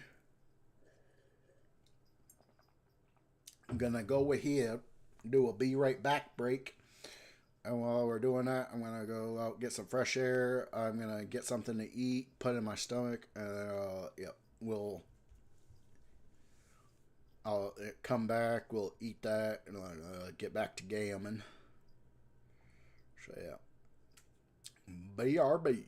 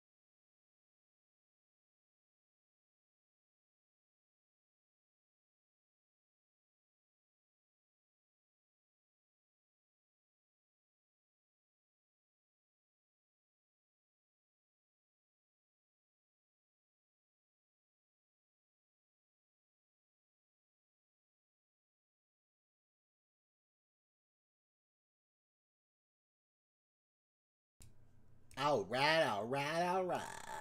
I am back. I was like, yeah, the reason why it's like, I prefer like heating things up in the microwave over like actual cooking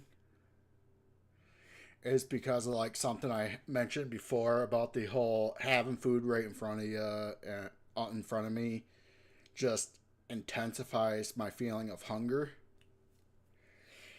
And it's like while I'm sitting there cooking, it's like I'm probably spending like 10 to 15 minutes cooking something, which is like that entire time my hunger is going to be intensified just by having that food in front of me, even though it's not, fully prepared yet. Well, with a microwave, it's like I could throw something in for like a quarter of the time, maybe less, and, have that food a lot sooner and be, right on top of that shit.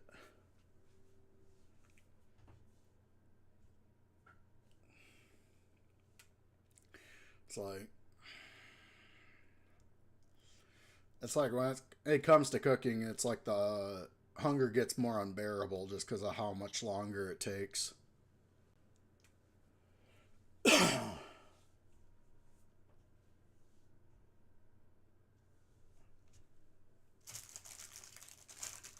is why I kind of like really prefer canned food and, frozen food over other stuff.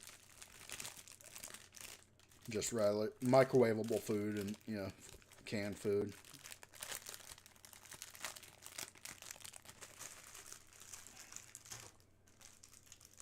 It's more quickly available.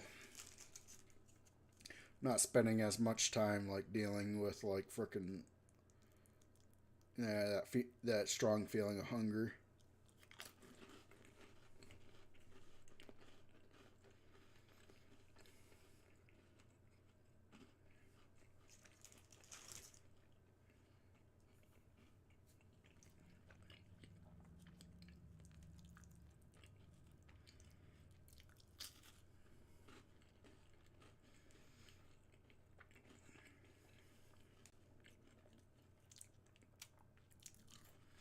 Which at the same time kind of sucks because it's like that also involves like generally eating more unhealthy foods.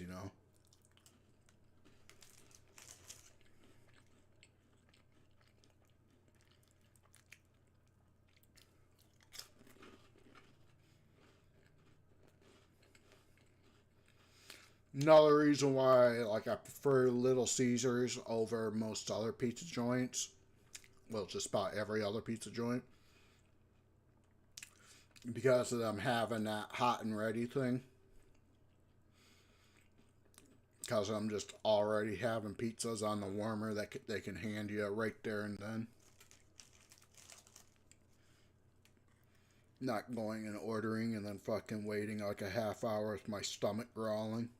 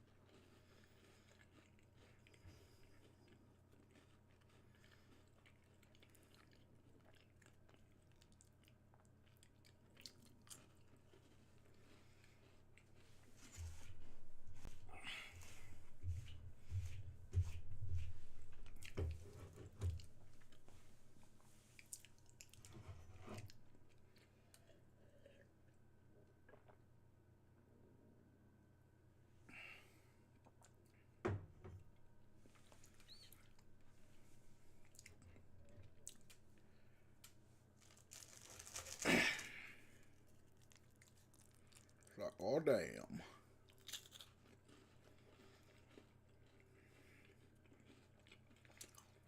Oh god, yes.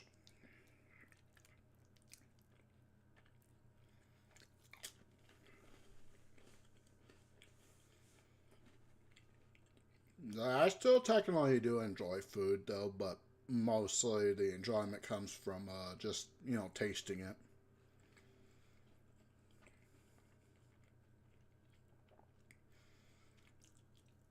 And then too, it's like, to be honest, it's like, yeah, in the process of eating, I don't feel as bad. It's like the second eating's over, that's when the hunger like really goes back to where it was, you know, prior to starting.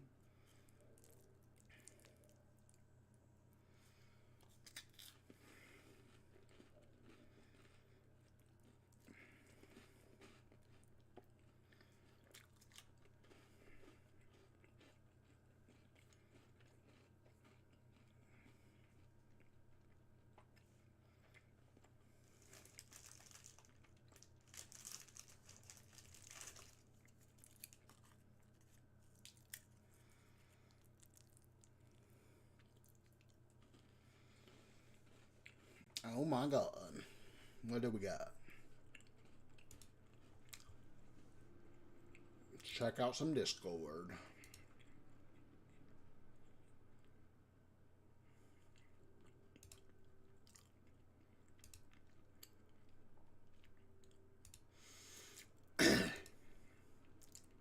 Oh my goodness, she's a kitty cat.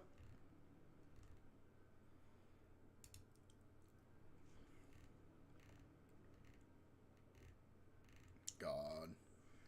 Alright, now my stomach's still fucking rumbling. Even as I eat.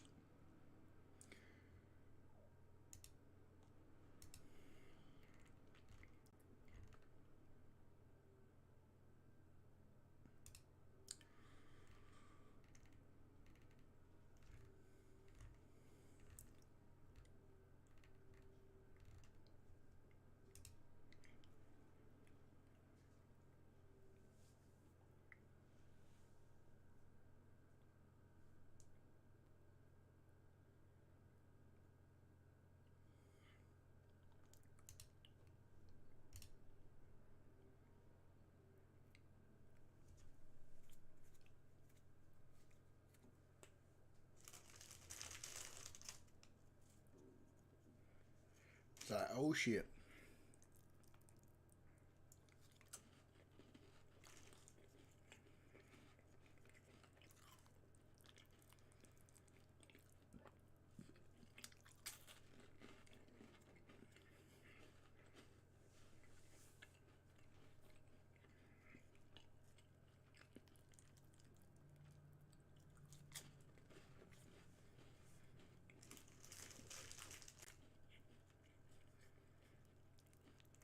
Oh boy.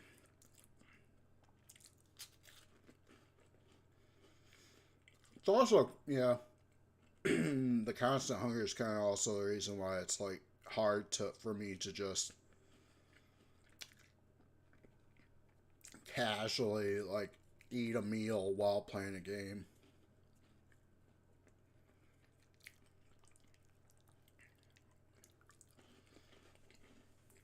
It's like as long as that food's sitting next to me, it's like I feel like I gotta keep eating it.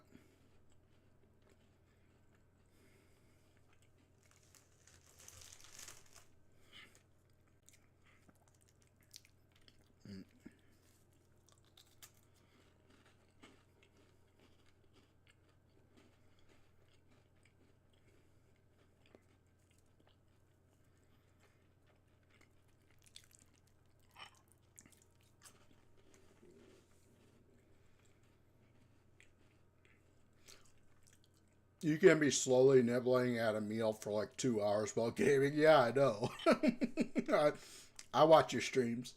I can hear you eating.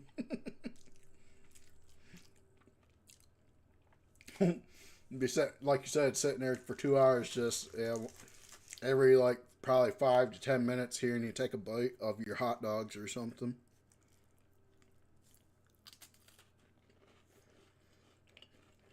Yeah.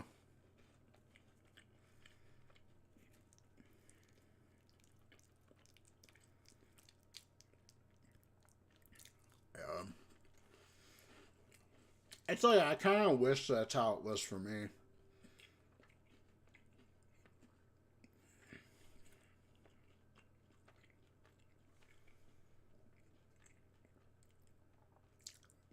it is something tells me it would be nice to be able to just, you know, set food there and just kind of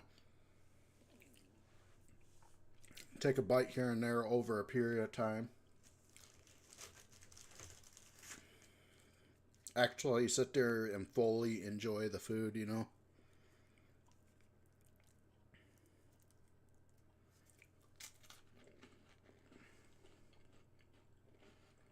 You don't really eat on stream though. Yeah.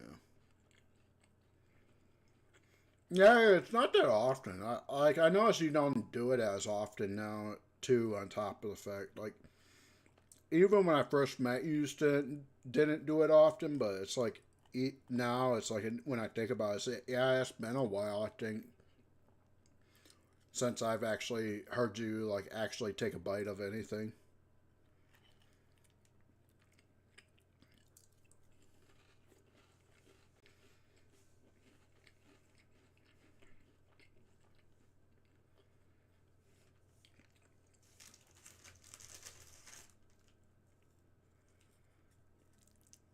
I think it's been months. God.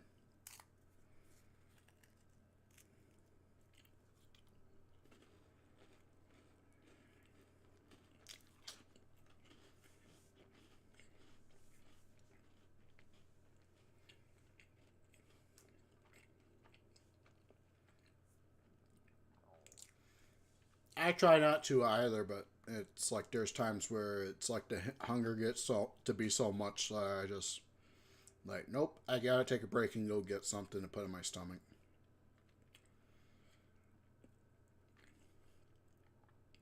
So I can die down a little bit.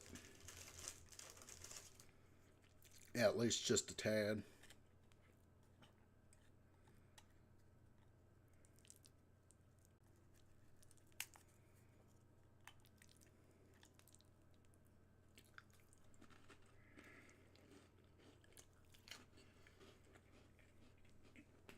Oh, also found out that my trouble with quitting a couple addictions I have is actually like maybe due to whatever problem I'm having with my body. Apparently, with people that have the those type of disorders or syndromes, I guess they're more, yeah, it's even it's they're more it's more easier for them to get more like get really addicted to stuff, certain, you know, addictive substances like caffeine and nicotine. So it's like, oh, that would make sense then. All right, that would actually make sense. That would add up to like everything else as well. Because yeah, it was like the other day. I was it. What was it? A couple weeks ago when I tried quitting smoking. It was like I couldn't go more. It was like a few hours after I ended up quitting. I ended up having a fucking mental breakdown. I was on my bed just rocking back and forth crying.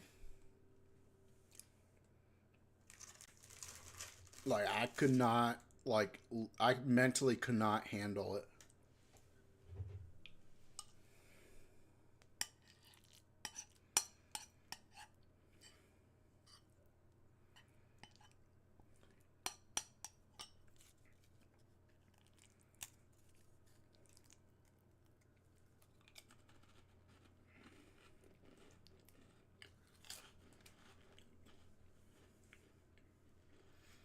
But it's like apparently like these type of conditions can make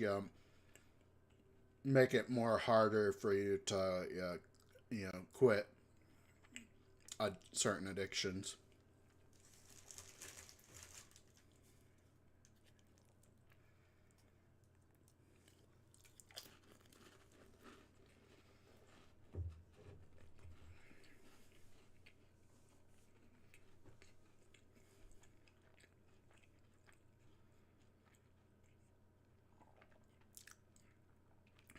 I always thought it was kind of weird with caffeine because I've always felt pretty addicted to it. But at the same time, like it always seemed like it hasn't really done anything for me other than calm me down, which probably has to do with the addiction, I'm guessing.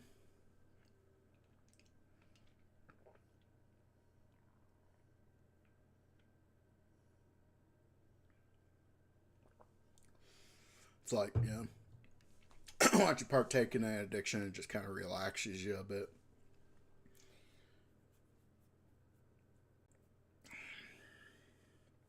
The stress of going without it goes away.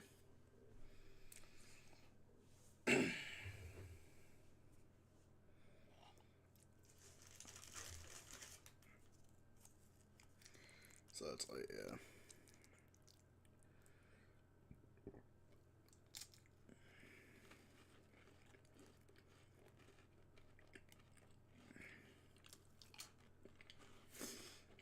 God.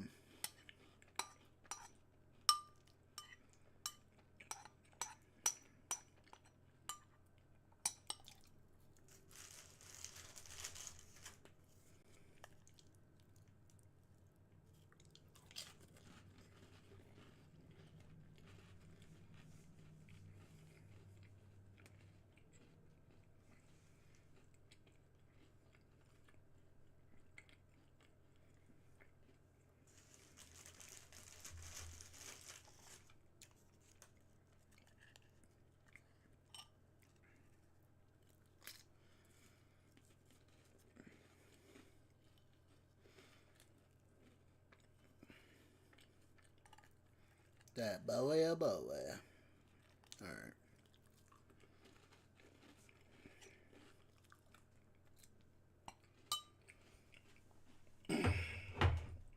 Alright.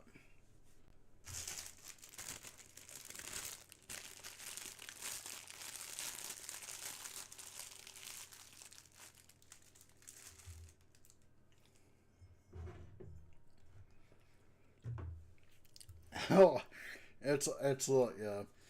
It's a little interesting is how like the PNG talks even when I'm not, just cause it like the mic's picking up me moving shit around.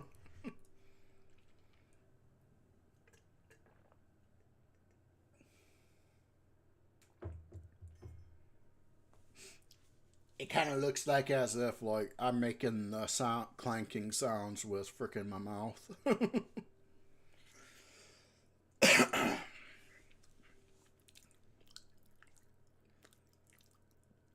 Kind of reminds me of the one dude from that one movie, Police Academy, where he's just making sounds for everything, like sound effects.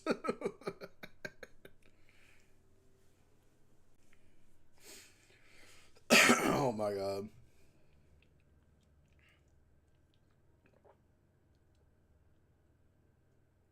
Clanking Robo Kitty, yeah.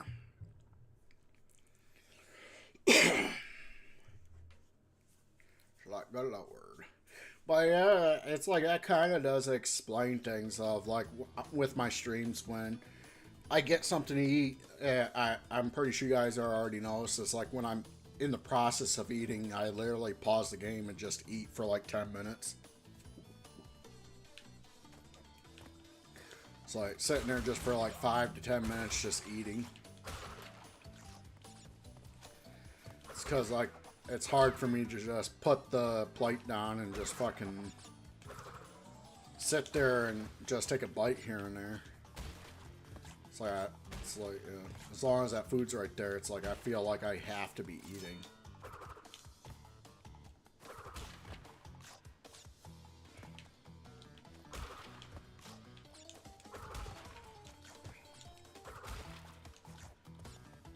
Should I? Oh shit.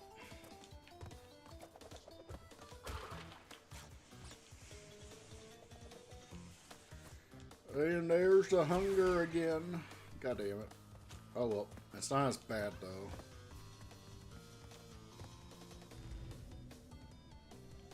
God.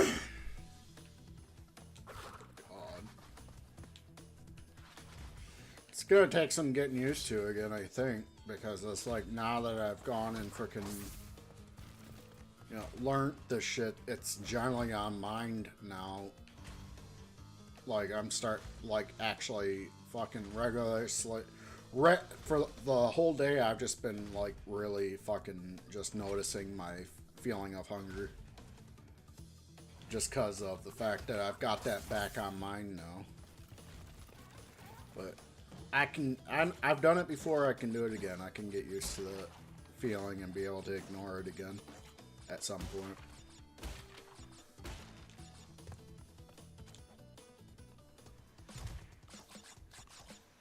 So at least I knew now the general idea of what's frickin' going on.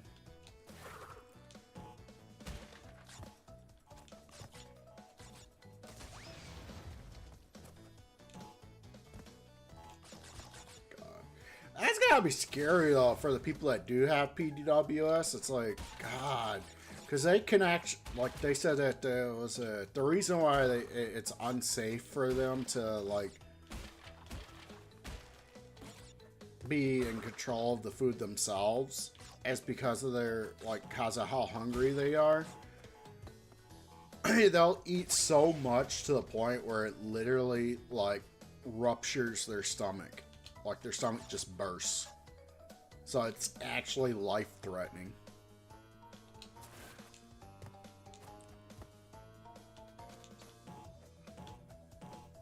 I was like, God, man. That's gotta be scary as shit.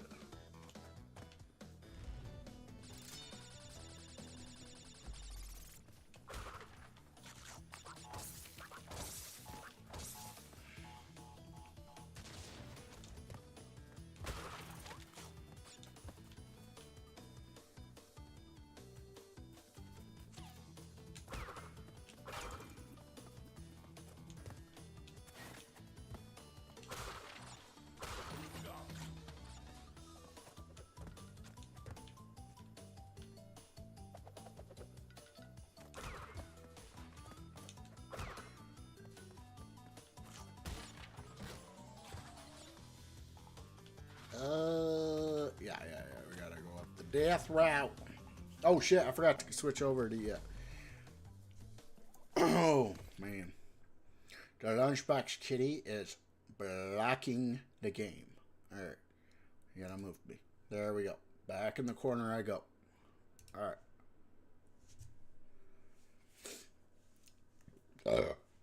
I gotta sit in the corner. I'm in timeout.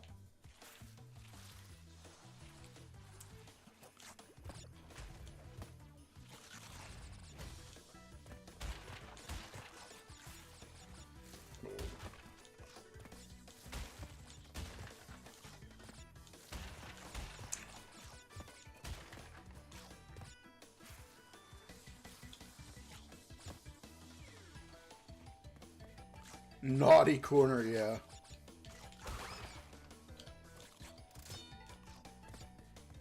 Oh, shit.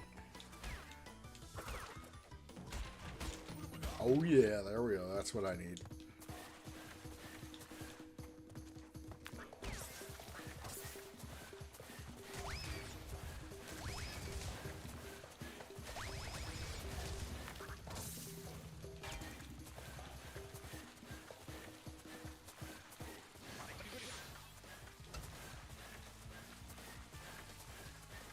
Yeah.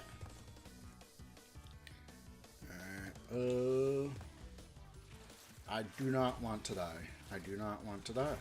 I do not want to die. Alright, there we go. Oh my god. Cold Hard Crash. The notorious hard level in Crash Boom-to-Cat 2. The hardest level in the game.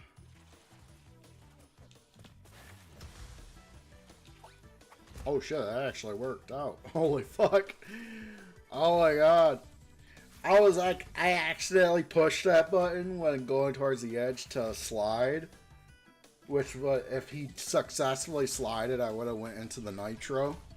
But oh, like I ended up actually pushing it a second too late, which just resulted in me fucking belly flopping. That's awesome.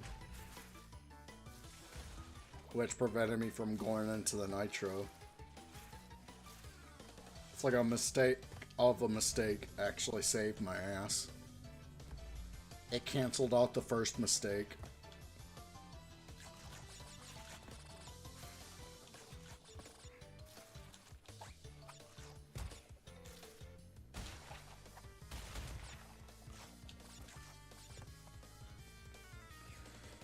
Oh boy. So bad you're good, right? Like, god damn.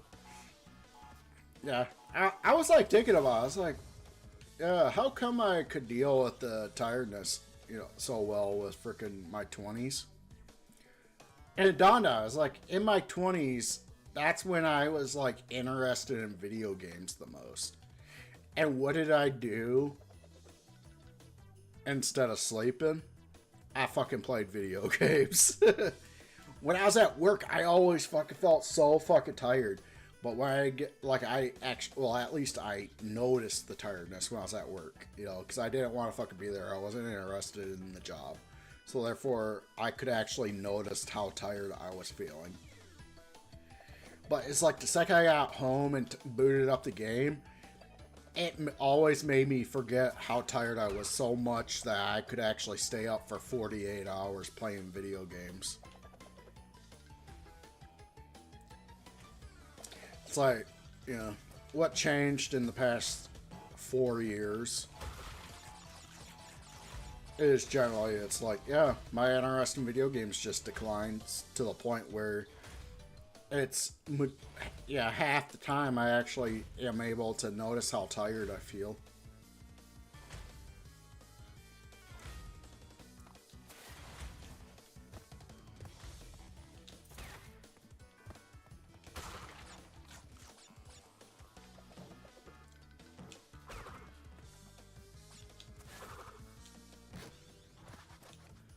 God. Which makes me even more wish that I could fucking, yeah, regain more interest in video games again.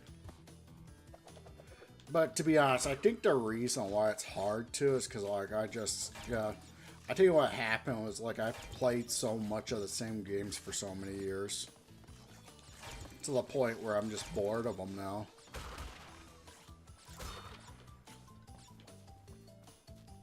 And it's about the only games I can really get myself to replay still is, you know, this one and the first Spyro. And even then, it's like, it's to a certain extent. Like, it's like, not all the time am I able to, like, get myself to boot up another game of Spyro right after finishing a game of Spyro, you know? Or same thing with Crash Bandicoot 2. It's like, it's not always I can just boot up another save, a new save, immediately after. Need some new video games, yeah. And that's the problem with nowadays. Most video games that come out nowadays don't seem interesting to me at all. It feels like most video games nowadays are just so lazily done.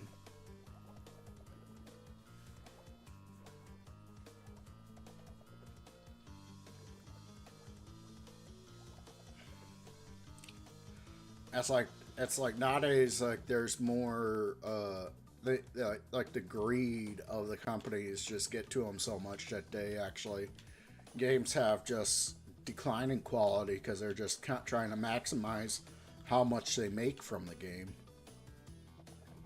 not realizing that also comes hand in hand with, you know, the quality of the game. When Neptunia, oh shoot, I was thinking about getting it when I get paid. So probably like 2 weeks.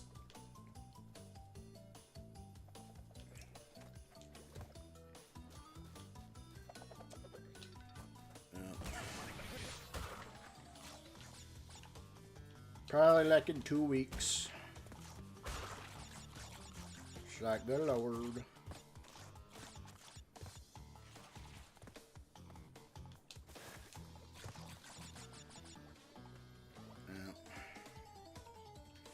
That's why I was like, yeah, I'm trying to find more games to play now. Because I did realize that about the whole reason why I've declined an interest in video games. I figured that, look, like, you already know that. Figured it out like about a month ago, so. You thought I had it? No, it's in my wish list. It's in my Steam wish list right now.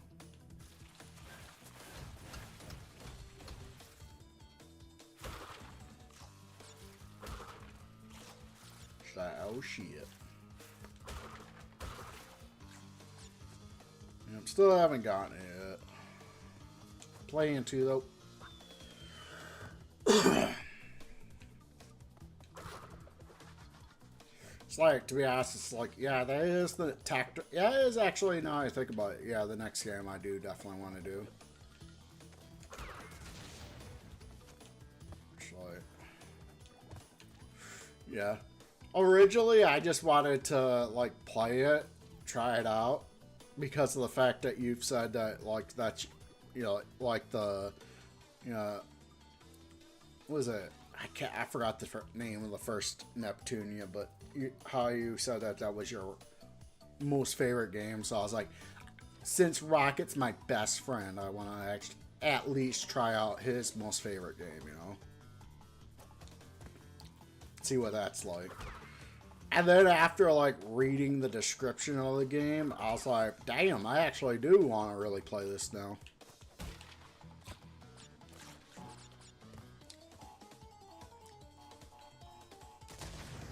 Well, it actually sounds pretty fucking cool. Not necessarily the gameplay, but, like, just generally the idea of the story is just, like, really interests me.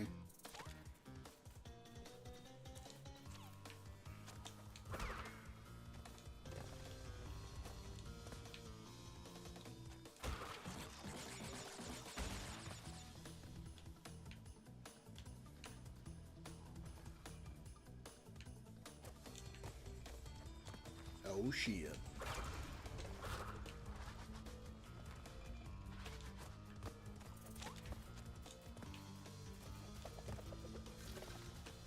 There we go. Alright. Just get. Wait, what? Excuse me? Oh my shit. Oh my shit, did you really? I haven't gotten a notification yet.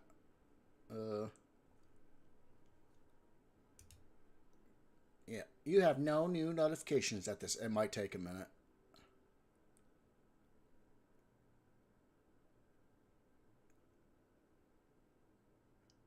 It might take a minute. Alright,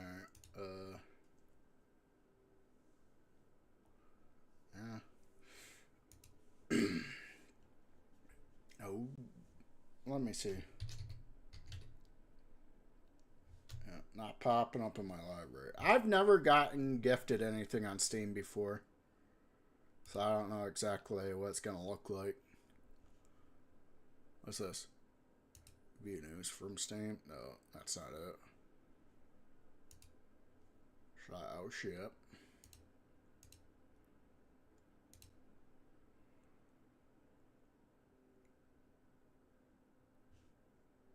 Alright, my wish list is actually saying one less game than I remember it being. And yet Mega Dimension Neptunia is still in there, so.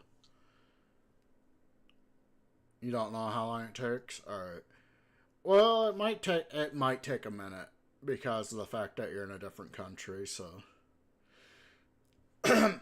I personally, when I've gifted people stuff on Steam, it would take like a few seconds for them to get the notification. But the people I've gifted to also live in the U.S., so. Email? Alright, I'll try email. Yeah.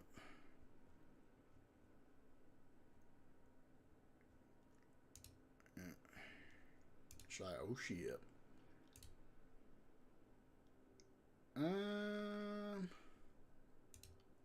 That guy, yeah. Oh, yep, there it goes. It pops up. You received a gift copy. Oh, shit. So, yeah, yep, Scott, that's through email. It's not,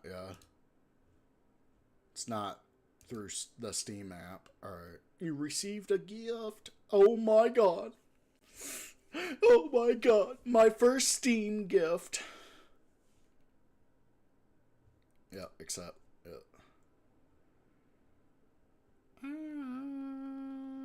Oh god. Alright. Yeah. Oh shit.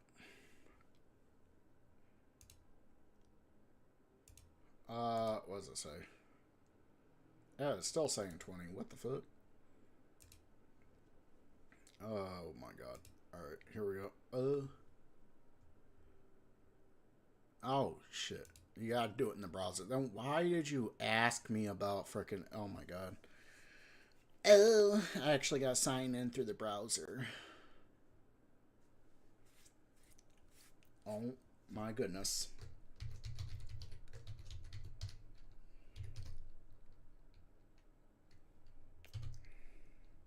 Actually, I got an email, yeah. Oh shit.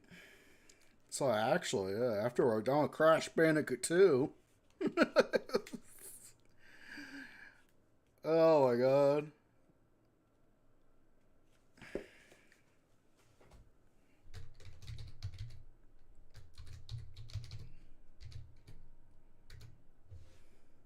Ah, now I gotta use the Steam mobile app. It's always like jumping through hoops to sign into Steam. It's like, goddamn. Dude, come on. Nope, my phone's fighting me now. There we go. Come on, damn it. Alright.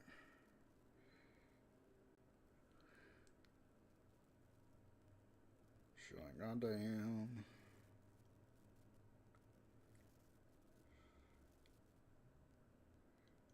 There we go. Alright. Oh. Mega Dimension Neptunia Victory 2 has been added to your account. Yay! It's like, God. Now it says I received a gift in the notifications. So I guess it doesn't. Yeah, that's like, it's not until I confirm it on the web, like through the email and website,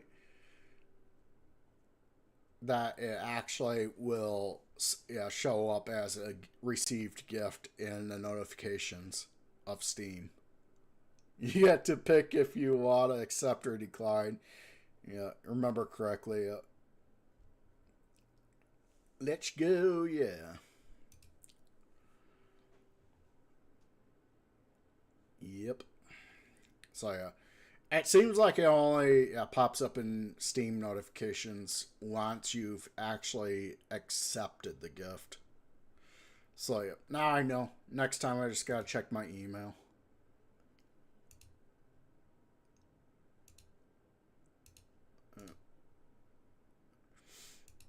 This was a learning process because it's the first ever Steam gift I ever gotten.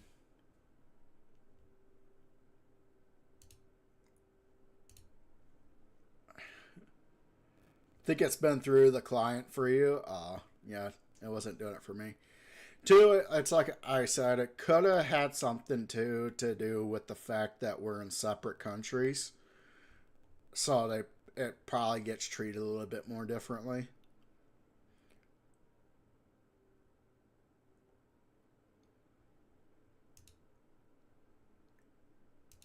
Yeah.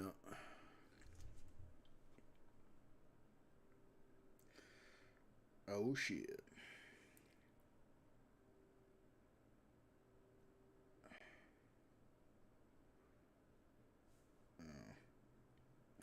Wishlist sale for this game that's not in your wish list anymore. Like, it's, come on, man. Don't be like Xbox now. Xbox does that shit.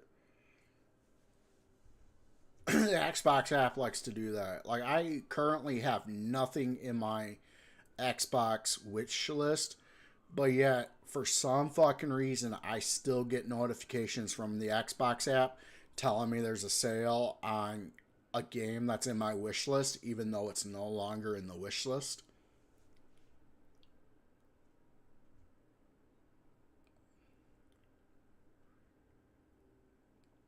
At that point, it just feels like as if they're just trying to shove a purchase down my throat. Alright. There it is. Mega Dimension Neptunia version 2. Ah, shit. Available content, which I don't have.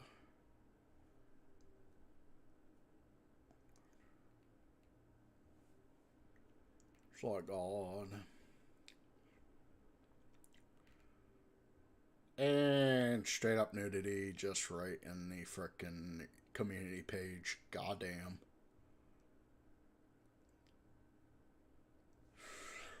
Oh my god. Yep.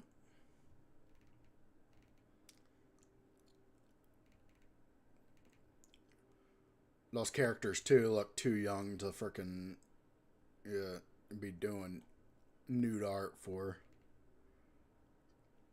That's a little bit fucked. Alright.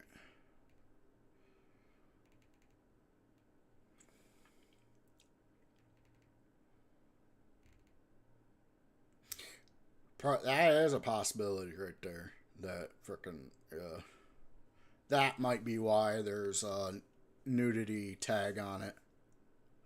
Yeah. No nudity. Yeah, I know. You told me. Yeah, that tag weird. Yeah. I think that tag's probably there from somebody that never actually played the game. Probably all they did was, like, I'm guessing just, like, that's a possibility they just, like, kind of went to the community page for the game, seen the nude art for the game, and just assumed that was part of the game, and therefore, like, went to the store page and just slapped the nudity tag in there. My guess is that's what fucking happened. They probably didn't realize that wasn't actually in the game. It's just some pervert fucking putting that shit up there.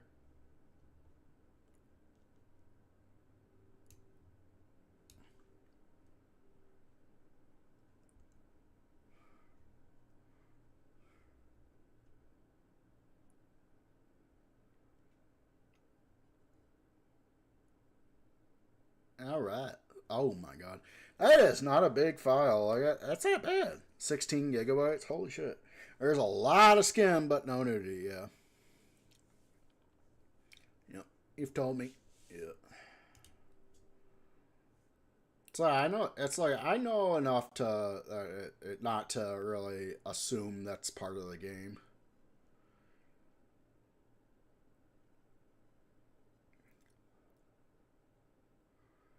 It's like I've been on the internet for like a good 10, 11 years, like regularly on the internet anyways. So therefore I do know what it can be like with this shit, so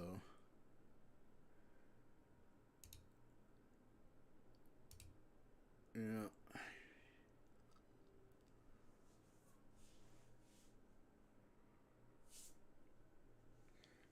Oh shit.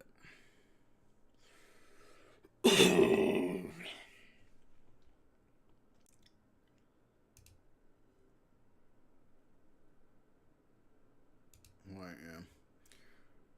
I've done that, made that mistake in the past, though, to be honest, before I was more familiar with the internet. Like, when it was just, like, once in a while, I'll go to the library or something, or somebody's house that happens to have a computer and internet, and I'll come across some type of shit that's, like, photoshopped, and not knowing anything about Photoshop, automatically just assume that's actual shit that happened, you know? Because of how well it was photoshopped. And it's like, there was some fucked up shit that I seen. And I was just like, what the hell? This is actually happening in the world? And I was like, yeah, years later, when I learned more, ended up learning about Photoshop and learning more about like people faking pictures on the internet and all that shit, I was like, oh shit, no, yeah, that wasn't real. That was just, yeah, some sick bastard putting it up on the internet.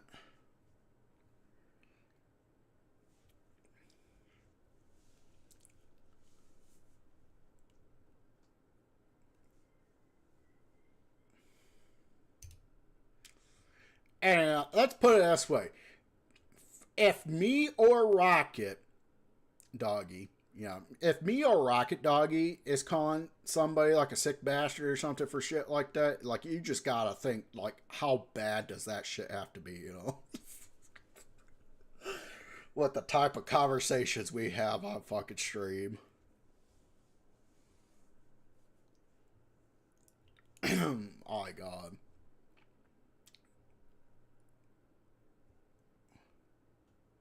It's like, nah.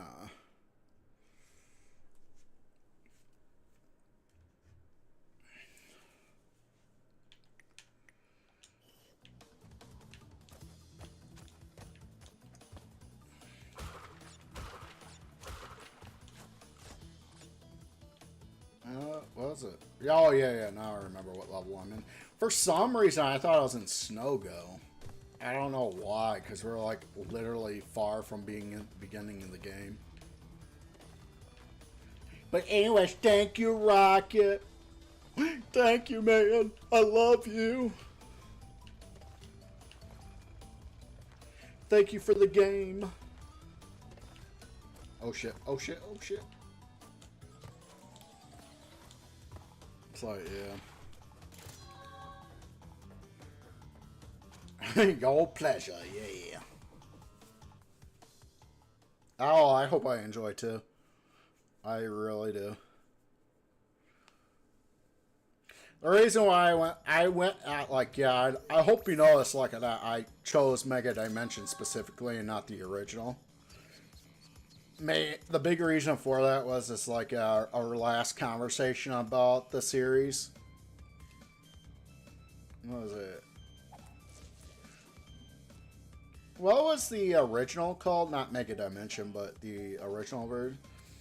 But anyways, yeah, when I brought up interested just playing the original version, you actually pointed out it would I'd probably like do a lot better with the Mega Dimension version. So it's like, you know, that's why I went and chose that over the other.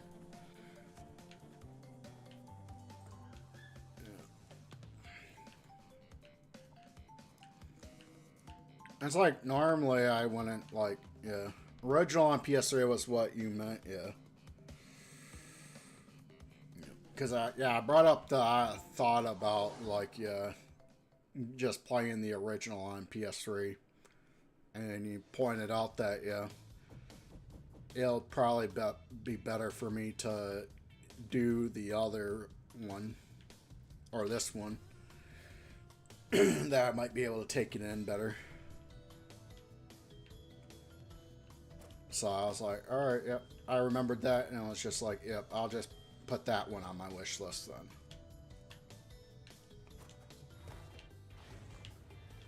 Normally I don't listen to people when they give advice like that, but it was like, for one, like, I've actually, like, you know, you are kind of a special case, because it's like you actually have felt most like, you recommend Rebirth 1, 2, 3, and, yeah, Victory 2, yeah. You've felt like the most like a best friend to me than anybody else, and it's like, on top of the fact, yeah, when it comes to, it's like, generally, I already know I don't like turn-based RPG, so if somebody's, it's like, with you, knowing that you know that, and you recommending I do the one version or the other because of the fact of the way the gameplay is, it's like, I was like, alright, I should probably listen to Rocket on this. A lot more jank and dated. Yeah. Yeah, it makes sense. I mean, it's like the same with like the Spyro and Crash Bandicoot remakes. Especially Spyro. Spyro is like the most noticeable because of the way the camera moves. And it's like, yeah, the response time of how Spyro moves is also like, yeah, a little bit different on PS1. It's kind of a little bit of a weird feeling when you go play like Spyro Reignited Trilogy, and then you go straight to freaking playing like the original versions of the game or those games. It's like fucking holy shit, yeah. Because you gotta like, it's like movement, general movement is just a little weirder, and freaking was it moving the cameras, like cameras controlled way differently. Like instead of controlling the camera with freaking right analog stick, you're actually controlling it with L1 and R1.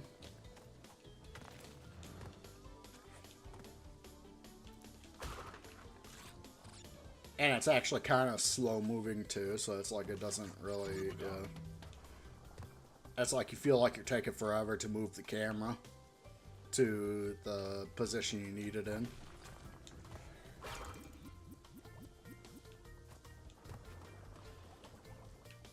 So it's like, it generally happens with remakes and originals. It's like the originals tend to be more janky and outdated.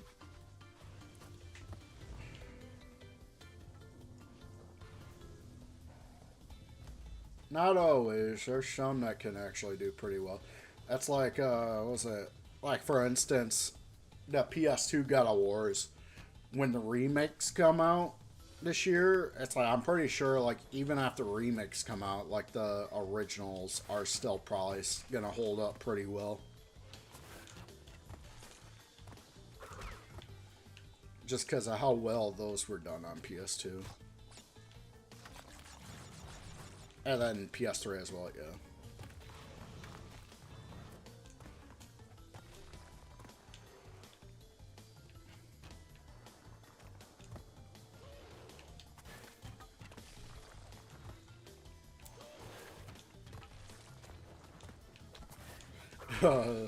Yeah. I was thinking, I was like, man, the biggest noticeable jank was one of the biggest noticeable janky games after a remake came out for it. Probably would be like the first Tomb Raider. Like when they remade it into like the anniversary edition. It was like, yeah, it was very fucking noticeable. It's like, god damn.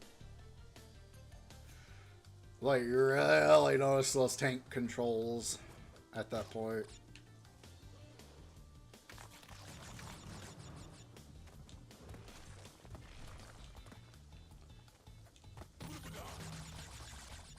So I used to be really into OG Tomb Raiders. Even after like playing like the Tomb Raider Legend trilogy, which includes like the anniversary of the first game.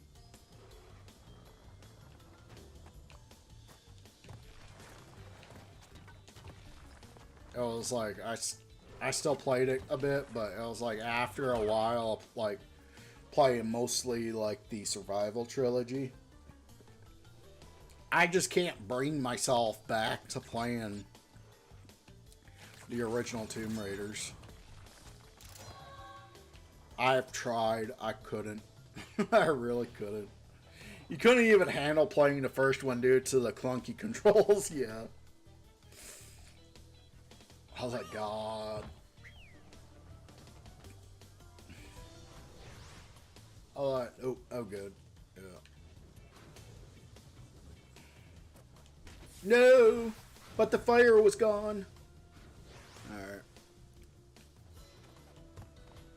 Oh shit.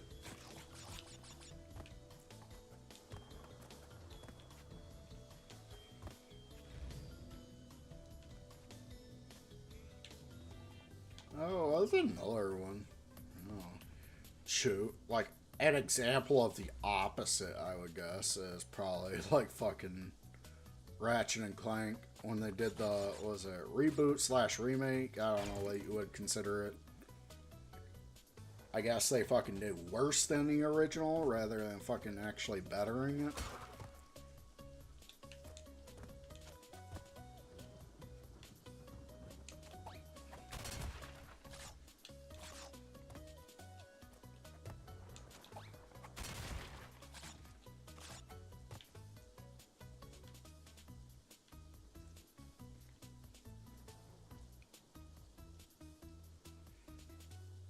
The defilement was what it was, right? The Ratchet and Clank defilement. Yeah. Like, goddamn.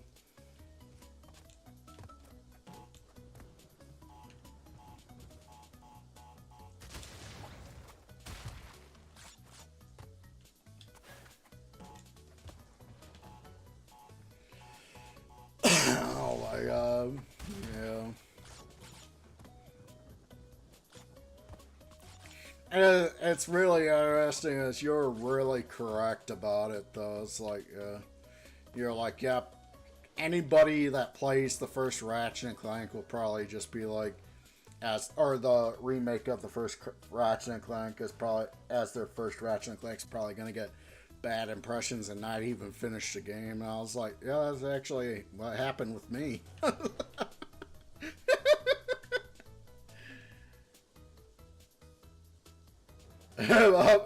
You're gonna play it sometime, just call it a D-make in the street title. Oh my god.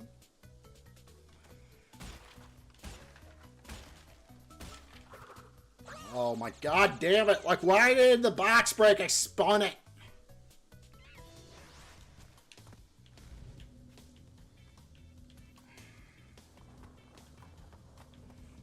You could also just, like, also title it The Defilement of Ratchet and Clank.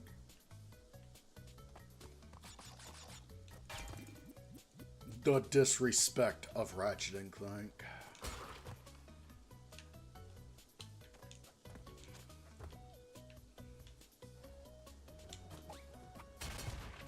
The Desecration of Ratchet and Clank.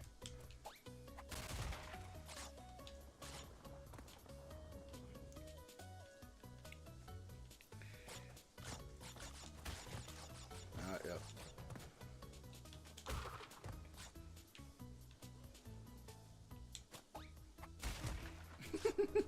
Yeah.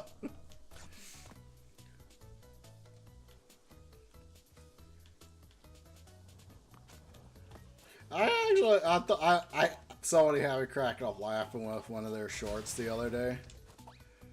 I was watching it. It's like there's this one dude I watch sometimes on YouTube in the shorts, where he's like, I used to watch him also quite a bit on TikTok, but it's like there's always this. Usually his bit is like, there's one guy doing one thing that's related to what the other guy's doing, and they're just commenting on back and forth, like how they're, what they're doing is better than the other guy, what the other guy's doing or dealing with. And then there's always like the third party that's off to the side that speak up at the, or makes some type of noise or speaks up at the end, and just says like the wildest shit or does the wildest shit, and freaking the other two just like sit there staring. I'm like, what the fuck? Sometimes even making comments on it like, are you okay, buddy? Desecration of Ratchet and Clank, the Defilement Edition, right?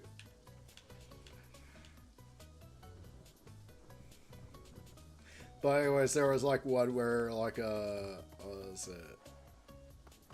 There was dude was like sitting there and he looks over and sees the other guy freaking just spooning out like tons of like cookie butter out of a jar and just eating it like that. He was like, make sure to, he goes and speaks out and says, make sure to put your name on that after you're done desecrating that jar. Dude's like, and put, you know, so that way nobody mistakes it for theirs in the cupboard. Dude was like, yeah, this is not even gonna make it back to the cupboard. And he's like, you're just gonna sit there and eat a whole jar of cookie butter. He's like, yep.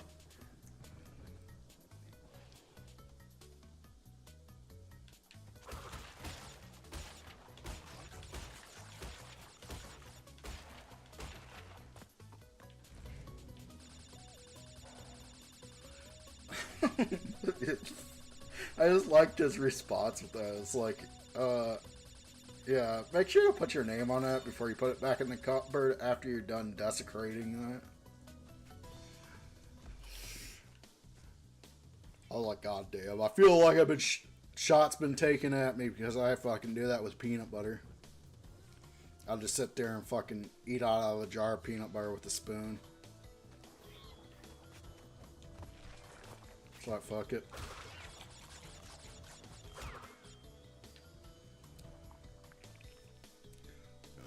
That's generally what I do. It's like if I really fucking feeling hungry, like at my worst, and it's like I don't have anything fucking quick to put together that actually sounds good to me, I'll just grab my big ass jar of peanut butter and a spoon and just like take a few spoonfuls out of it just to put something in there and put it back. Yep. I don't share my jar of peanut butter. It's my personal jar of peanut butter.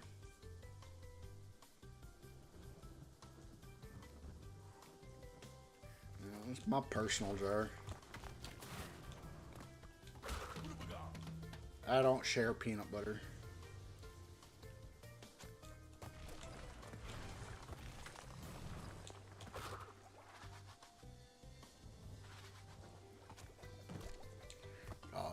I don't even understand like how anybody can like cookie butter. I've tried cookie butter. It tastes gross to me.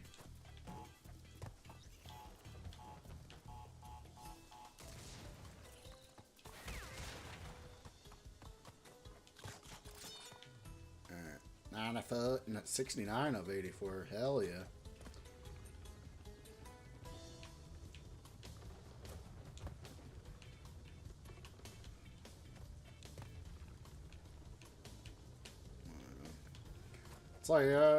Yeah. Always feel hungry, but there is different intensities of hunger that I do feel. Eating half the time does actually lower the intensity.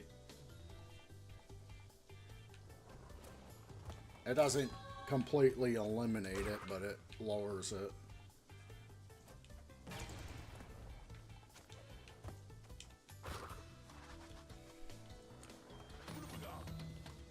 So that's why it's like I'll just take like a few spoonfuls of peanut butter. 'Cause sometimes half the time that does help.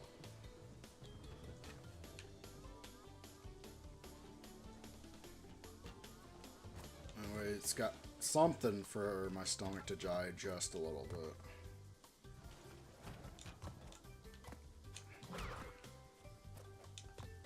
$84 or $84. Oh yeah. The Desecration of Ratchet and Clank, the Defilement Edition. It's like, goddamn.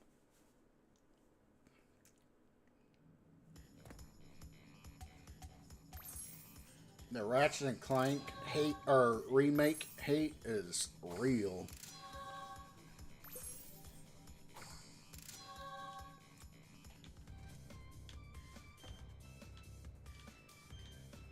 Be having.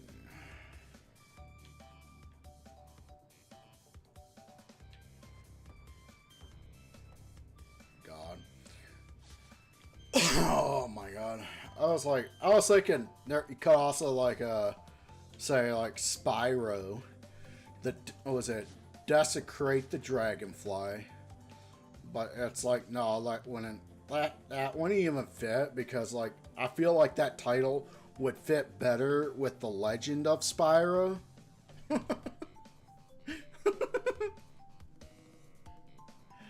Oh my god. It's like sadly, like that title would fit better with like the Legend of Spyro trilogy rather than Enter the Dragonfly.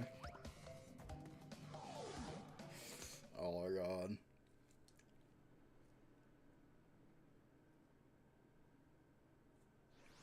Yeah. The Legend of Spyro, A Terrible Beginning.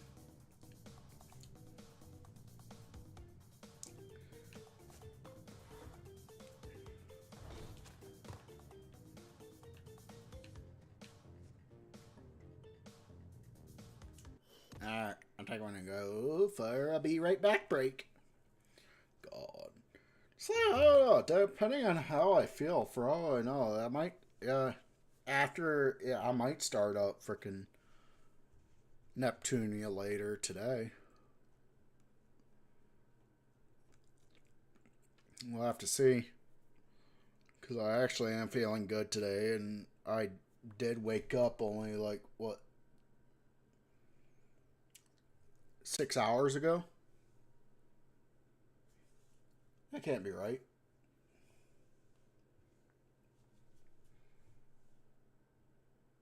Yeah, that can't be right. That doesn't seem right. It's like, what? That would mean that I had to have been awake for like 3 hours just watching your stream, Rocket. Which didn't feel at all like 3 hours. Well, part of it would have been the shower too, but. Nip hype, you'll be here. Nice. Alright, yeah. Shit. Because I feel like I woke up. What was it? Like. I remember waking up like 6 hours and 40 minutes ago. Yeah, kind of a shorter one today. Just chilling out now, grinding some games. Yeah. But problem is, it's like, yeah, I've only been live for 3.5, which means I had, like, what was I doing other than watching your stream and showering for fucking 3 hours? I feel like there's probably at least 2 hours there unaccounted for. What the fuck? Did I like just black out while I was freaking watching your stream or something? Just disassociate with life. Only Rocket, right? Oh, like, what the hell happened? Like, what? I'm confused.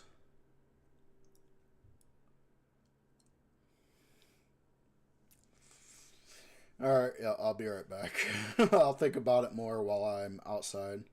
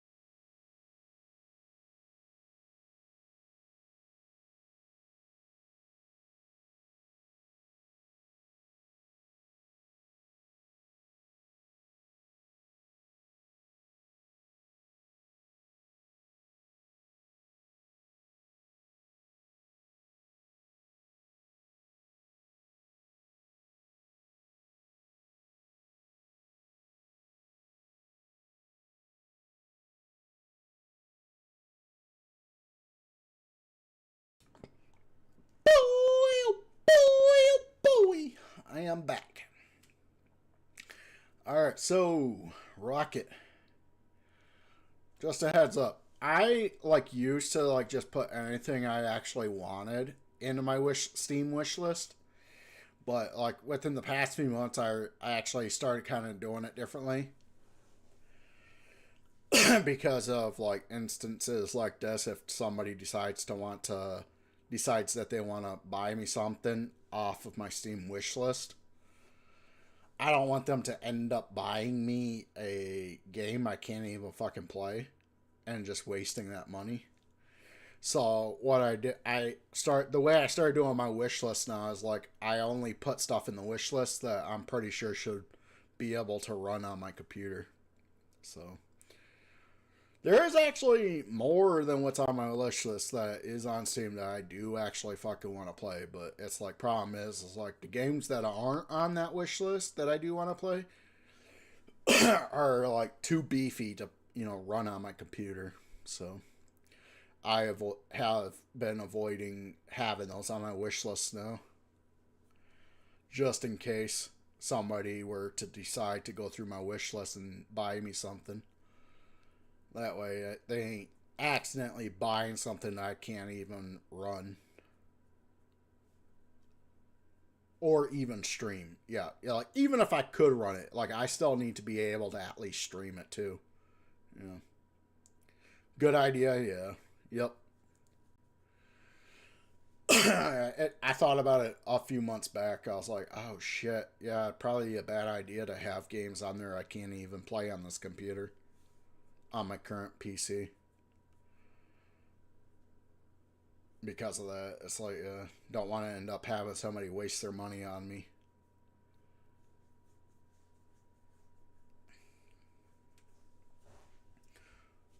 Because, yeah, it's like if somebody buys, it's like there's a good chance if somebody it's like with most streamers anyways. There's a good chance if somebody buys you a game on Steam or gifts you a game, usually it's because they want to actually see you play the game, So, so it feels like it would kind of be a betrayal to have a bunch of games on there that can't even fucking run on the current PC. Or even be able to be streamed. Yeah.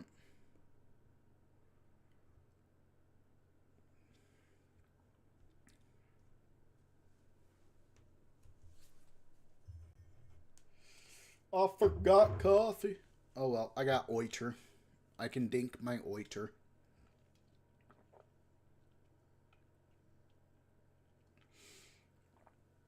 What is the original Neptunia called? I can't remember. I always forget.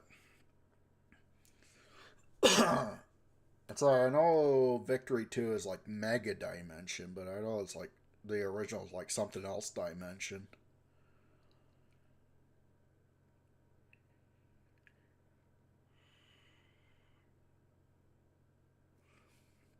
Hyper, that's right. Hyper Dimension, Neptunia, yeah.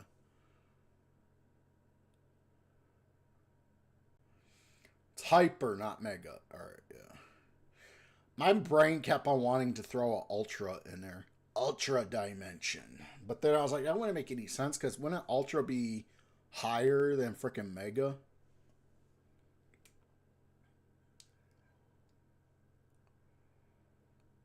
I don't know. Maybe that could be equal to, I don't know. I'm not entirely sure how that would work.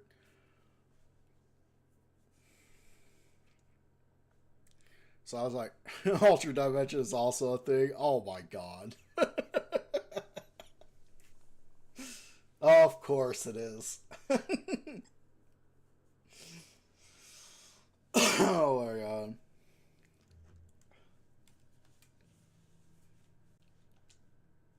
Yeah, of course it is.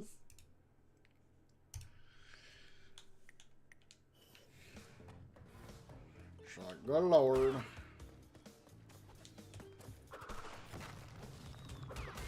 Oh shit.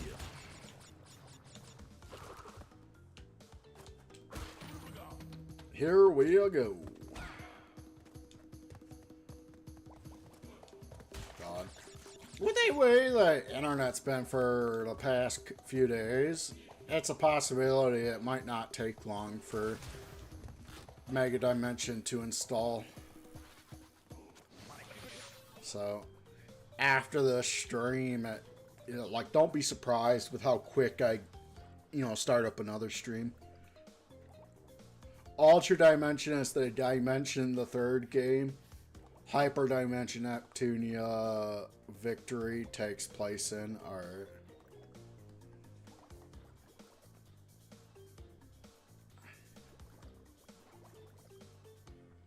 Yeah, it's confusing. I'm confused.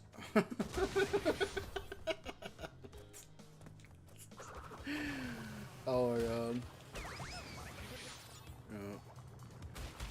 Which isn't surprising, because, like, it's like the way Mega Dimension's, like, labeled as V2. It makes it seem like as if it's the 7th entry into a Mega Dimension series. Even though it's, like, standing for Victory 2.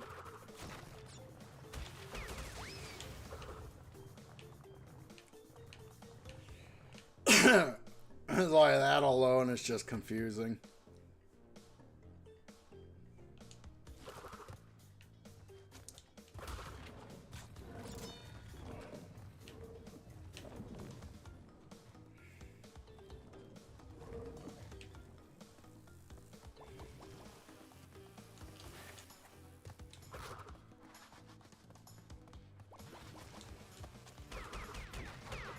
There we go. Took care of his little red wagon. Alright.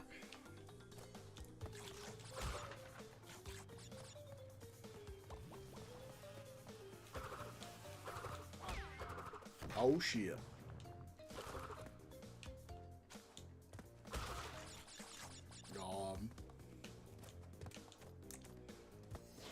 You could tell you're a big fan, though, of that franchise. Of the Hyper Dimension franchise, it's like you could tell you're a big fan just because of how you happen to know this shit. The fact you know this is like just kind of proof of how big of a fan you are.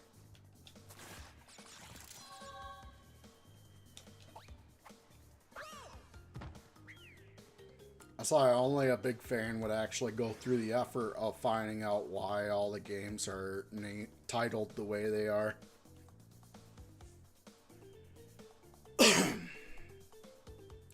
Go through the level of effort to actually know all that shit.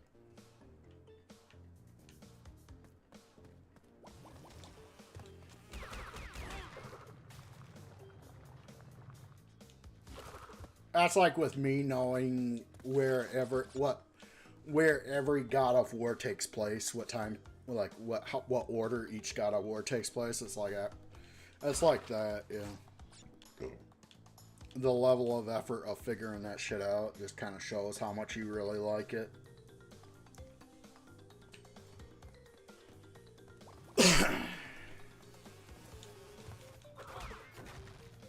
Oh yeah, he literally fell in love with one of the characters, so that'll do you, yeah. Yeah, that would definitely do it, yeah.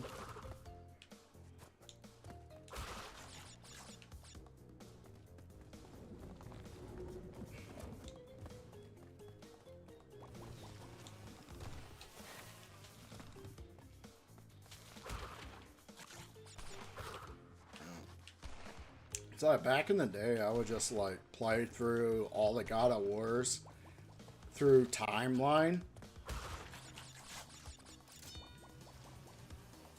just on repeat. Like I would end up starting off with Ascension, and then I would play Chains of Olympus, then the first God of War, then it would be Ghost of Sparta, then God of War 2, and then God of War 3.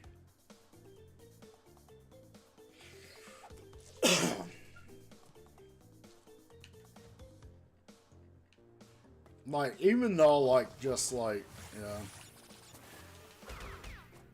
Even though that kind of throws you off a bit just with the way the games handle, because of the fact that, like 2 of those games as like PSP games, and then the one that takes place before everything else is like was the last PS3 God of War made, so therefore it's got like most updated mechanics and quality of life.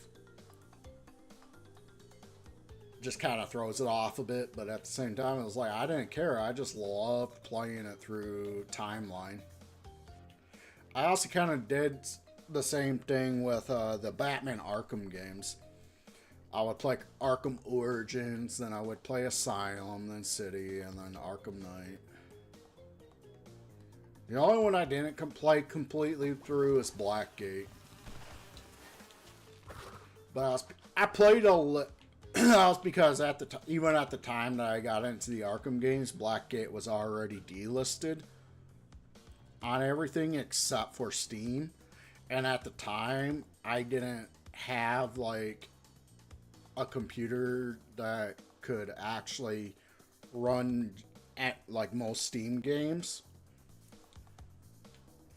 So I didn't even bother with Steam with that computer outside of like frickin' playing like Star Trek Online and DC Universe.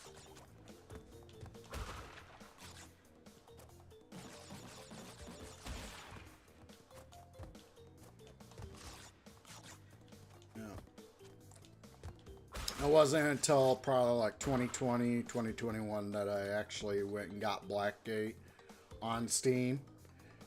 I played like fucking an hour and a half of it.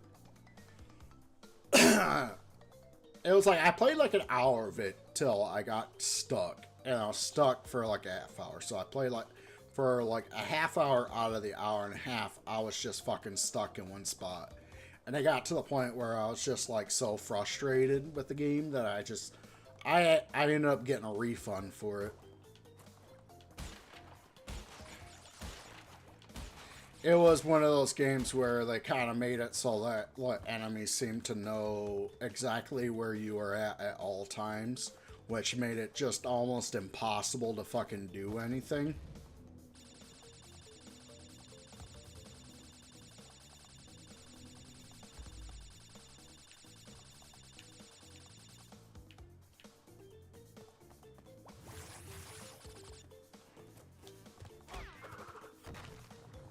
Which I'm guessing that's probably why the game did poorly.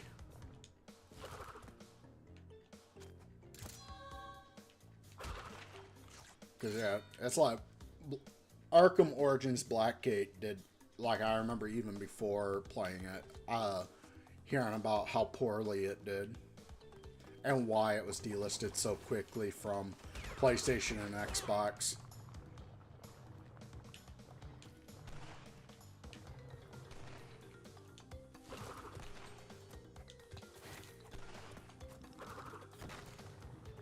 But it was like when I seen it was on Steam, I at least wanted to try it, give it my own opinion.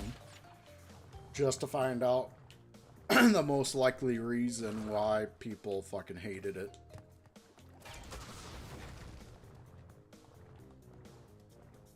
I think at the time when I like tried it out, after refunding it, I went and looked at the reviews for it, and at the time there was quite a bit of reviews sharing the same concern I had. And it was like, yeah, people were generally getting up to the point where I did and just not being able to get past it.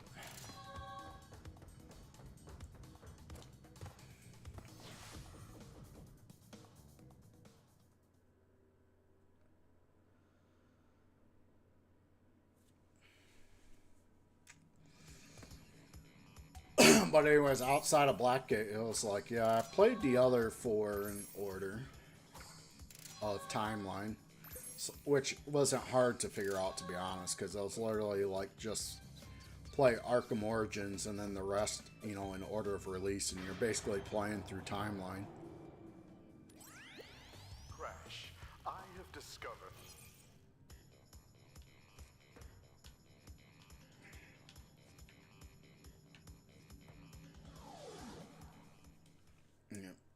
I remember, yeah. Back then, I was like, yeah, if it was a franchise I really loved, I would like just play everything in order of when they happen. It's like main one generally being God of War.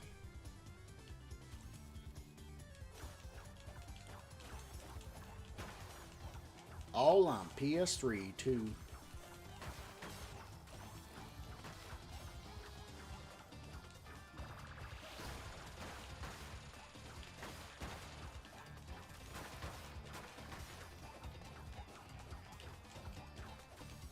Like lower.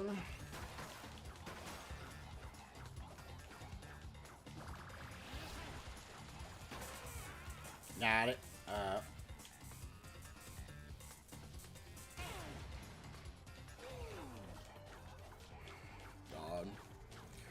I'll be honest, the way he does that makes it look like as if he's trying to flip you off.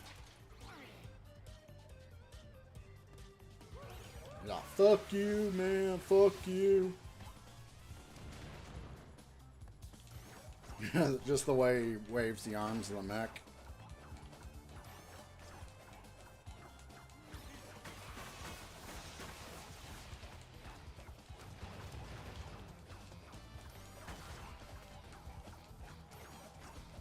Come on, man.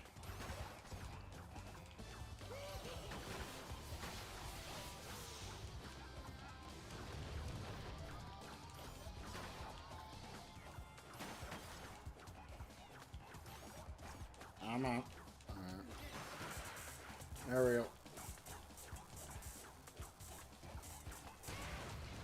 Yeah, you.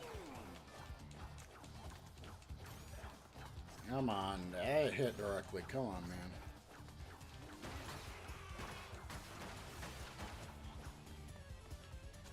There we go. Alright. Alright.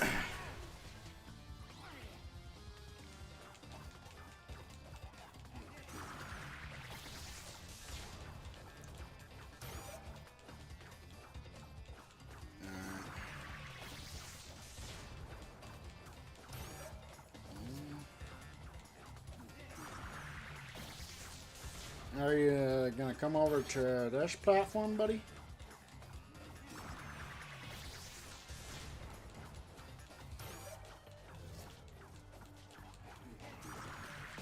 Got him. Alright. Oh, hell yeah. We just got one warp room left.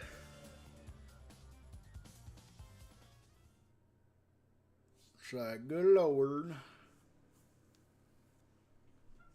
Alright.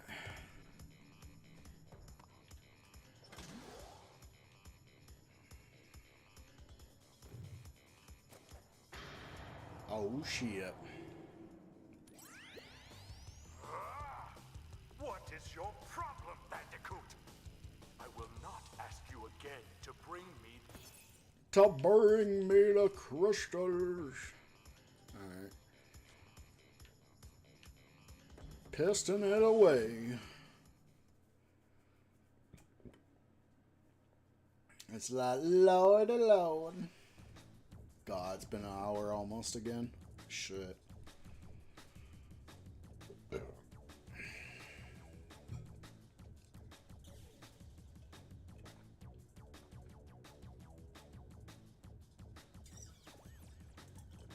Oh boy. Wait up. I'm too excited, so I'm just gonna. I'm too excited.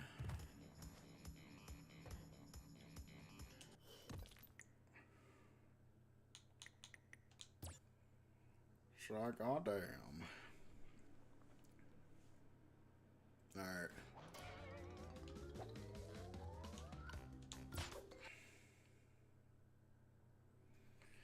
I'm too excited. Oh snap. Oh crap. Oh no. Oh fuck. Alright. Comment. Oh, I got a comment. Oh shit. Yeah. Oh shit, yeah. One person rated this up. You can actually like give a thumbs up or comment or give a thumbs up on the fact that somebody like owns a game now. I didn't know that. I didn't know that you could do that on Steam. Damn, that is cool. It's like, oh shit, this person owns something.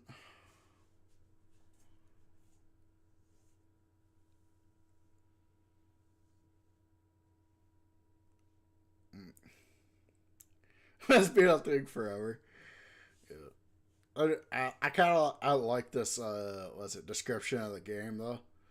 New challengers are taking control of Gammon Industry and Neptune's nowhere in sight. Now she's got to help a mysterious stranger fight a colossal new evil, reclaim her goddess title, and find some time for pudding. Go next gen with giant battles and multi worlds in this JRPG. It's like, holy shit. They make it sound so fucking exciting. It's like the description just makes it sound so fucking exciting.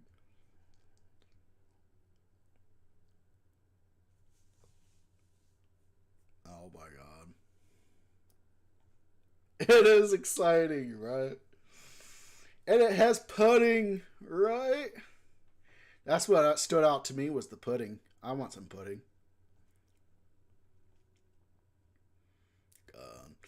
I don't know. Ah, fuck. It always, I don't know. Like food that I like, I can't either let melt in my mouth or chew. I just like never really cared much for it. I like the taste of it, but it's just like for some reason I just never cared for the fact that it's not melting in my mouth or I'm not chewing on it. Like it's just yeah. Like ice cream, I like because it just yeah. It's like I like the feeling of it melting in my mouth. And then when it comes to everything else, except for like stuff like pudding or yogurt or whatnot, it's like stuff that you actually gotta chew. I like the fact that I gotta chew it. Like I gotta actually do something with my mouth to enjoy it.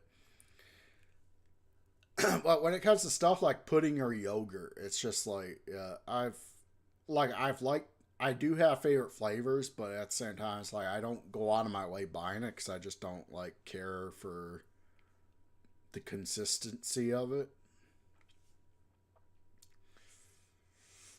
I remember when I was a kid though, I definitely was into like tapioca for a little while there, which pissed my grandmother off because she loved tapioca, and every time I came over to her place on the weekend, I'd be eating up her tapioca.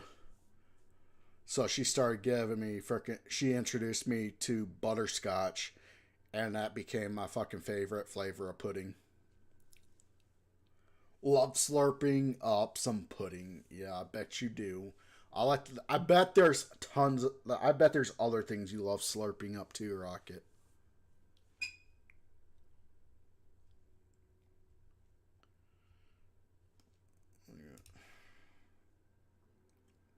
Like I was like for a while there, I ate a ton of butterscotch pudding. It's like I love the flavor of butterscotch pudding. You like slurping up lots of things, right?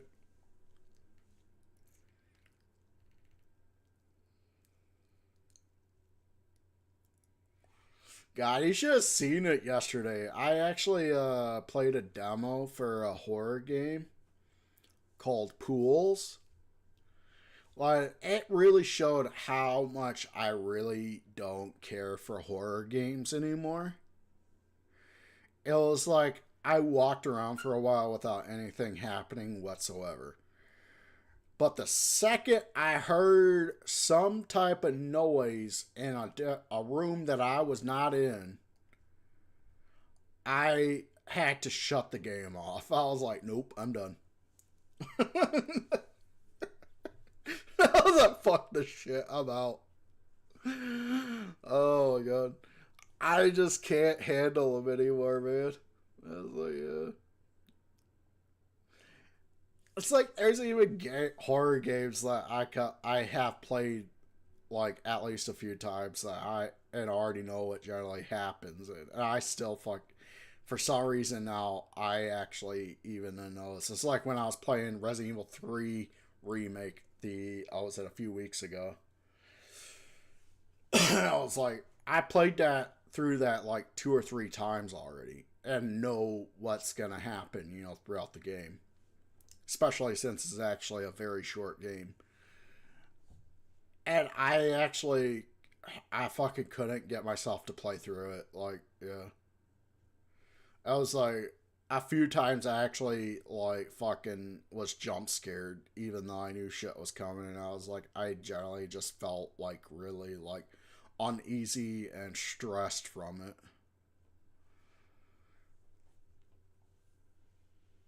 And then it was like once I got to a certain point where I knew a certain someone was about to be popping up again for a good portion of the game, I was just like, yeah, I'm done.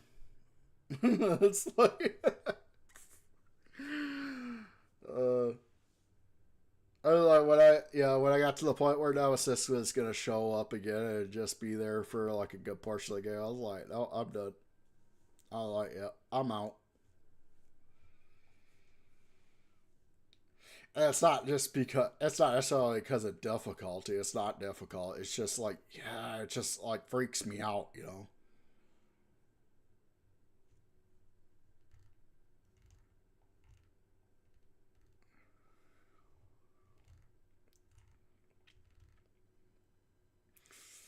It's like I tried getting myself into playing Dead Space again. Was it like a year ago? Yeah, that was like the most of a nope I ever had because I remembered what happened on the last time I played it. So I was like, yeah. I was like, yeah.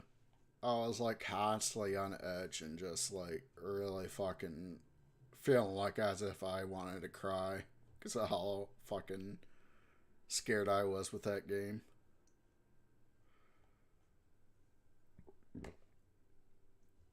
And I think that was the start of my decline in interest in horror games.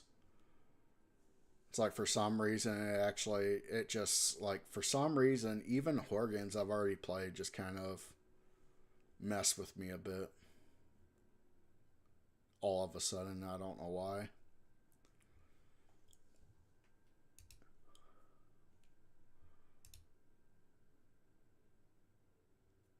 It's like, yeah. There was a time though that I really loved replaying through the first Resident Evil remake and like constantly, and the original Resident Evil 4. Like I just played those that was where the two Resident Evils I played the most of. Played so much of them.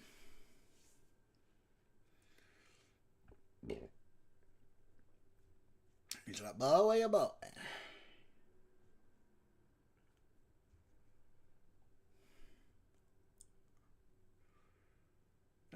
Yeah. I would think about it. Second most probably would be Resident Evil 2 remake, or third most, I should say.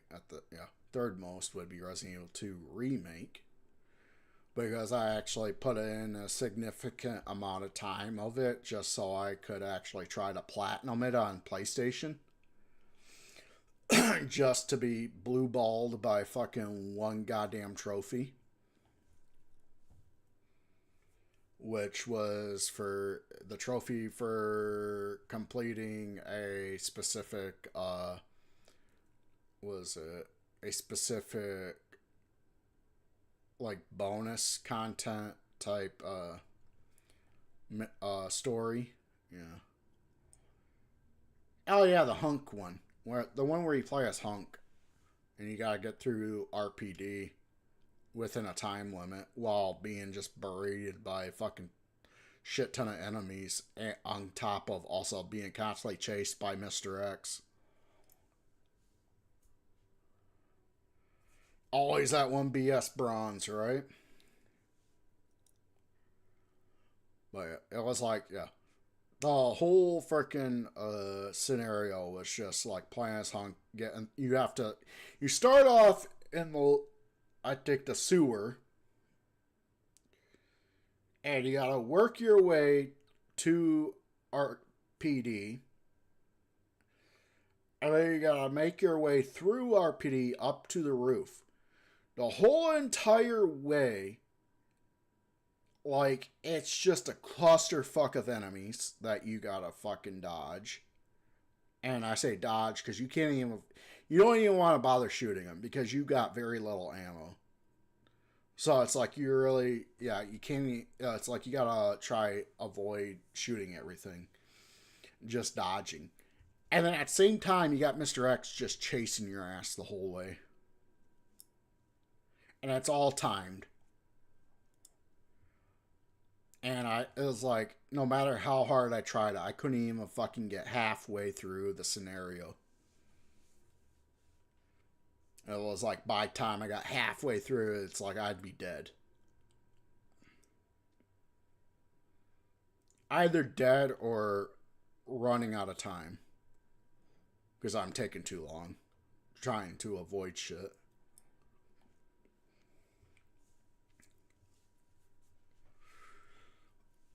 But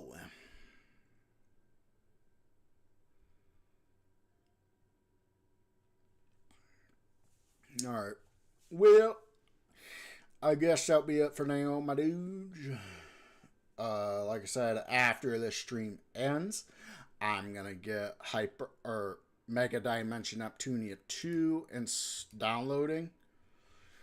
And then once it's downloaded, I will make sure it is running fine first, and then I will start up another stream.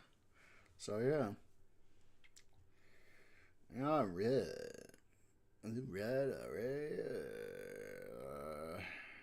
I will see you guys later. Or in a bit. Well, yeah. Hype! Alright, see you a bit. See ya.